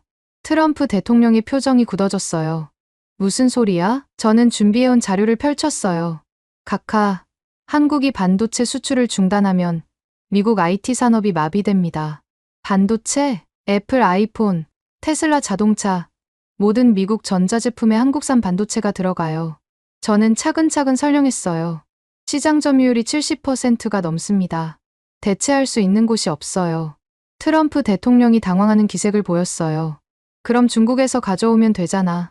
카카, 지금 중국과 무역 전쟁 중이잖아요. 불가능합니다. 저는 단호하게 말했어요. 게다가 조선업도 문제입니다. 조선업이 뭐, 미 해군이 발주하는 함정의 40%를 한국에서 만들어요. 기술력도 세계 최고 수준이고요. 트럼프 대통령이 점점 심각한 표정을 지었어요. 그리고 더 큰 문제가 있습니다. 저는 가장 중요한 부분을 말했어요. 중국이 한국에 접근하고 있어요. 우리가 압박하는 사이에 말이에요. 뭐라고? 시진핑이 이재명에게 친서를 보냈습니다. 경제협력 확대를 제안하면서요. 트럼프 대통령의 얼굴이 붉어졌어요. 그럼 한국을 중국에게 뺏긴다는 소리야? 그럴 위험이 높습니다. 카카. 저는 숨을 고르고 말했어요. 한국을 잃으면 우리의 아시아 전략 전체가 무너져요. 어떻게? 중국을 견제하려면 한국이 필수입니다. 일본만으로는 부족해요. 저는 지도를 펼치며 설명했어요. 한국이 중국 편에 서면 우리는 동아시아에서 완전히 고립됩니다. 트럼프 대통령이 지도를 보며 생각에 잠겼어요. 그럼 어쩌자는 거야? 방위비 5% 요구를 철회해야 합니다. 저는 용기를 내어 말했어요. 대신 다른 방식의 협력을 모색해야 해요. 다른 방식? 기술 협력, 공동 연구개발, 제3국 진출 협력 같은 것들 말입니다. 저는 준비해온 대안들을 제시했어요. 한국은 이미 나토 평균보다 많은 방위비를 쓰고 있어요. 그리고 미군 기지 제공, 훈련장 제공 등 간접 지원까지 합치면 실질적으로는 GDP 3%가 넘습니다. 트럼프 대통령이 조용히 들었어요. 카카, 한국은 우리의 속국이 아니라 전략적 파트너입니다. 저는 마지막으로 강조했어요. 압박보다는 협력으로 접근해야 해요. 회의실이 조용했어요. 트럼프 대통령이 한참 생각하더니 말했어요. 알겠어. 다시 검토해보자. 정말요? 내 말이 맞는 것 같아. 한국을 중국에게 넘길 수는 없지. 저는 안도했어요. 트럼프 대통령이 마음을 바꾼 거였어요. 그날 오후 백악관에서 긴급 기자회견이 열렸어요. 트럼프 대통령이 직접 나섰습니다. 한미 동맹에 대해 말씀드리겠습니다. 기자들이 바짝 긴장했어요. 미국과 한국은 70년간 함께해온 중요한 파트너입니다. 트럼프 대통령의 톤이 전과 달랐어요. 방위비 문제는 서로 대화를 통해 해결하겠습니다. 관세 위협은 철회하시는 건가요? 한 기자가 질문했어요. 한국은 이미 나토 평균보다 높은 방위비를 지출하고 있어요. 우리는 이를 인정합니다. 저는 뿌듯했어요. 제 보고서가 트럼프 대통령을 설득한 거였어요. 한국은 미국의 가장 중요한 동맹국 중 하나입니다. 앞으로도 협력을 강화해 나가겠어요. 기자회견이 끝나고 한국의 반응이 나왔어요. 이재명 대통령도 환영 성명을 발표했습니다. 미국의 현명한 판단에 감사합니다. 한미 동맹이 더욱 발전하기를 바랍니다. 그날 저녁, 저는 혼자 사무실에 남아 있었어요. 지난 몇 주간의 일들을 돌이켜보면서 말이에요. 처음에는 한국을 무시했어요. 무임승차자라고 생각했고, 압박하면 굴복할 거라고 믿었어요. 하지만 현실은 달랐어요. 한국은 강한 나라였어요. 세계적인 기술력을 가진 나라였고, 미국에게도 없어서는 안 될 파트너였어요. 한 대 맞을래, 두 대 맞을래. 어릴 때 들었던 말이 떠올랐어요. 결국 한국을 택하는 게 살 길이었다는 생각이 들었어요. 한국을 잃으면 미국이 더 큰 손해를 보는 거였으니까요. 그때 린다가 들어왔어요. 로버트, 수고했어. 좋은 결과가 나왔네. 고마워, 린다. 내가 한국 조선소 보여준 덕분이야. 저는 진심으로 감사했어요. 앞으로는 한국을 어떻게 볼 거야? 동맹이 아니라 전략의 기둥이라고 봐야겠어. 저는 확신을 가지고 말했어요. 한국 없이는 미국의 아시아 전략이 성립되지 않아. 며칠 후 한국 언론에서 이런 기사가 나왔어요. 미국 정책 고문, 한국은 전략적 기둥이라고 평가. 트럼프 정책 변화 뒤에 로버트 헤이든의 보고서 있었다. 저는 그 기사를 보며 웃었어요. 한국 기자들이 꽤 정확하게 파악했더군요. 그리고 마지막 문장이 인상적이었어요. 이제 한미 관계는 상하 관계가 아니라 동등한 파트너십으로 발전할 것으로 보인다. 저는 고개를 끄덕였어요. 정말 그렇게 되기를 바랐거든요. 68년을 살아오면서 이렇게 큰 깨달음을 얻은 적이 없었어요. 편견과 오만을 버리고 현실을 직시하는 것의 중요성을 배웠습니다. 그리고 무엇보다 한국이라는 나라에 대해 새롭게 알게 됐어요. 작지만 강한 나라, 자존심 있고 당당한 나라, 미국과 대등하게 협력할 수 있는 나라. 앞으로 한미 관계가 어떻게 발전할지 기대가 됐어요. 서로를 존중하고 협력하는 진정한 동맹 관계로 말입니다. 그날 밤, 저는 마지막 보고서를 작성했어요. 제목은 한국, 미국의 생존을 좌우하는 전략적 기둥이었습니다. 여러분은 지금 어디에서 이 이야기를 듣고 계신가요? 댓글로 적어주시면 감사드리겠습니다. 지금까지 감동을 더하다였습니다.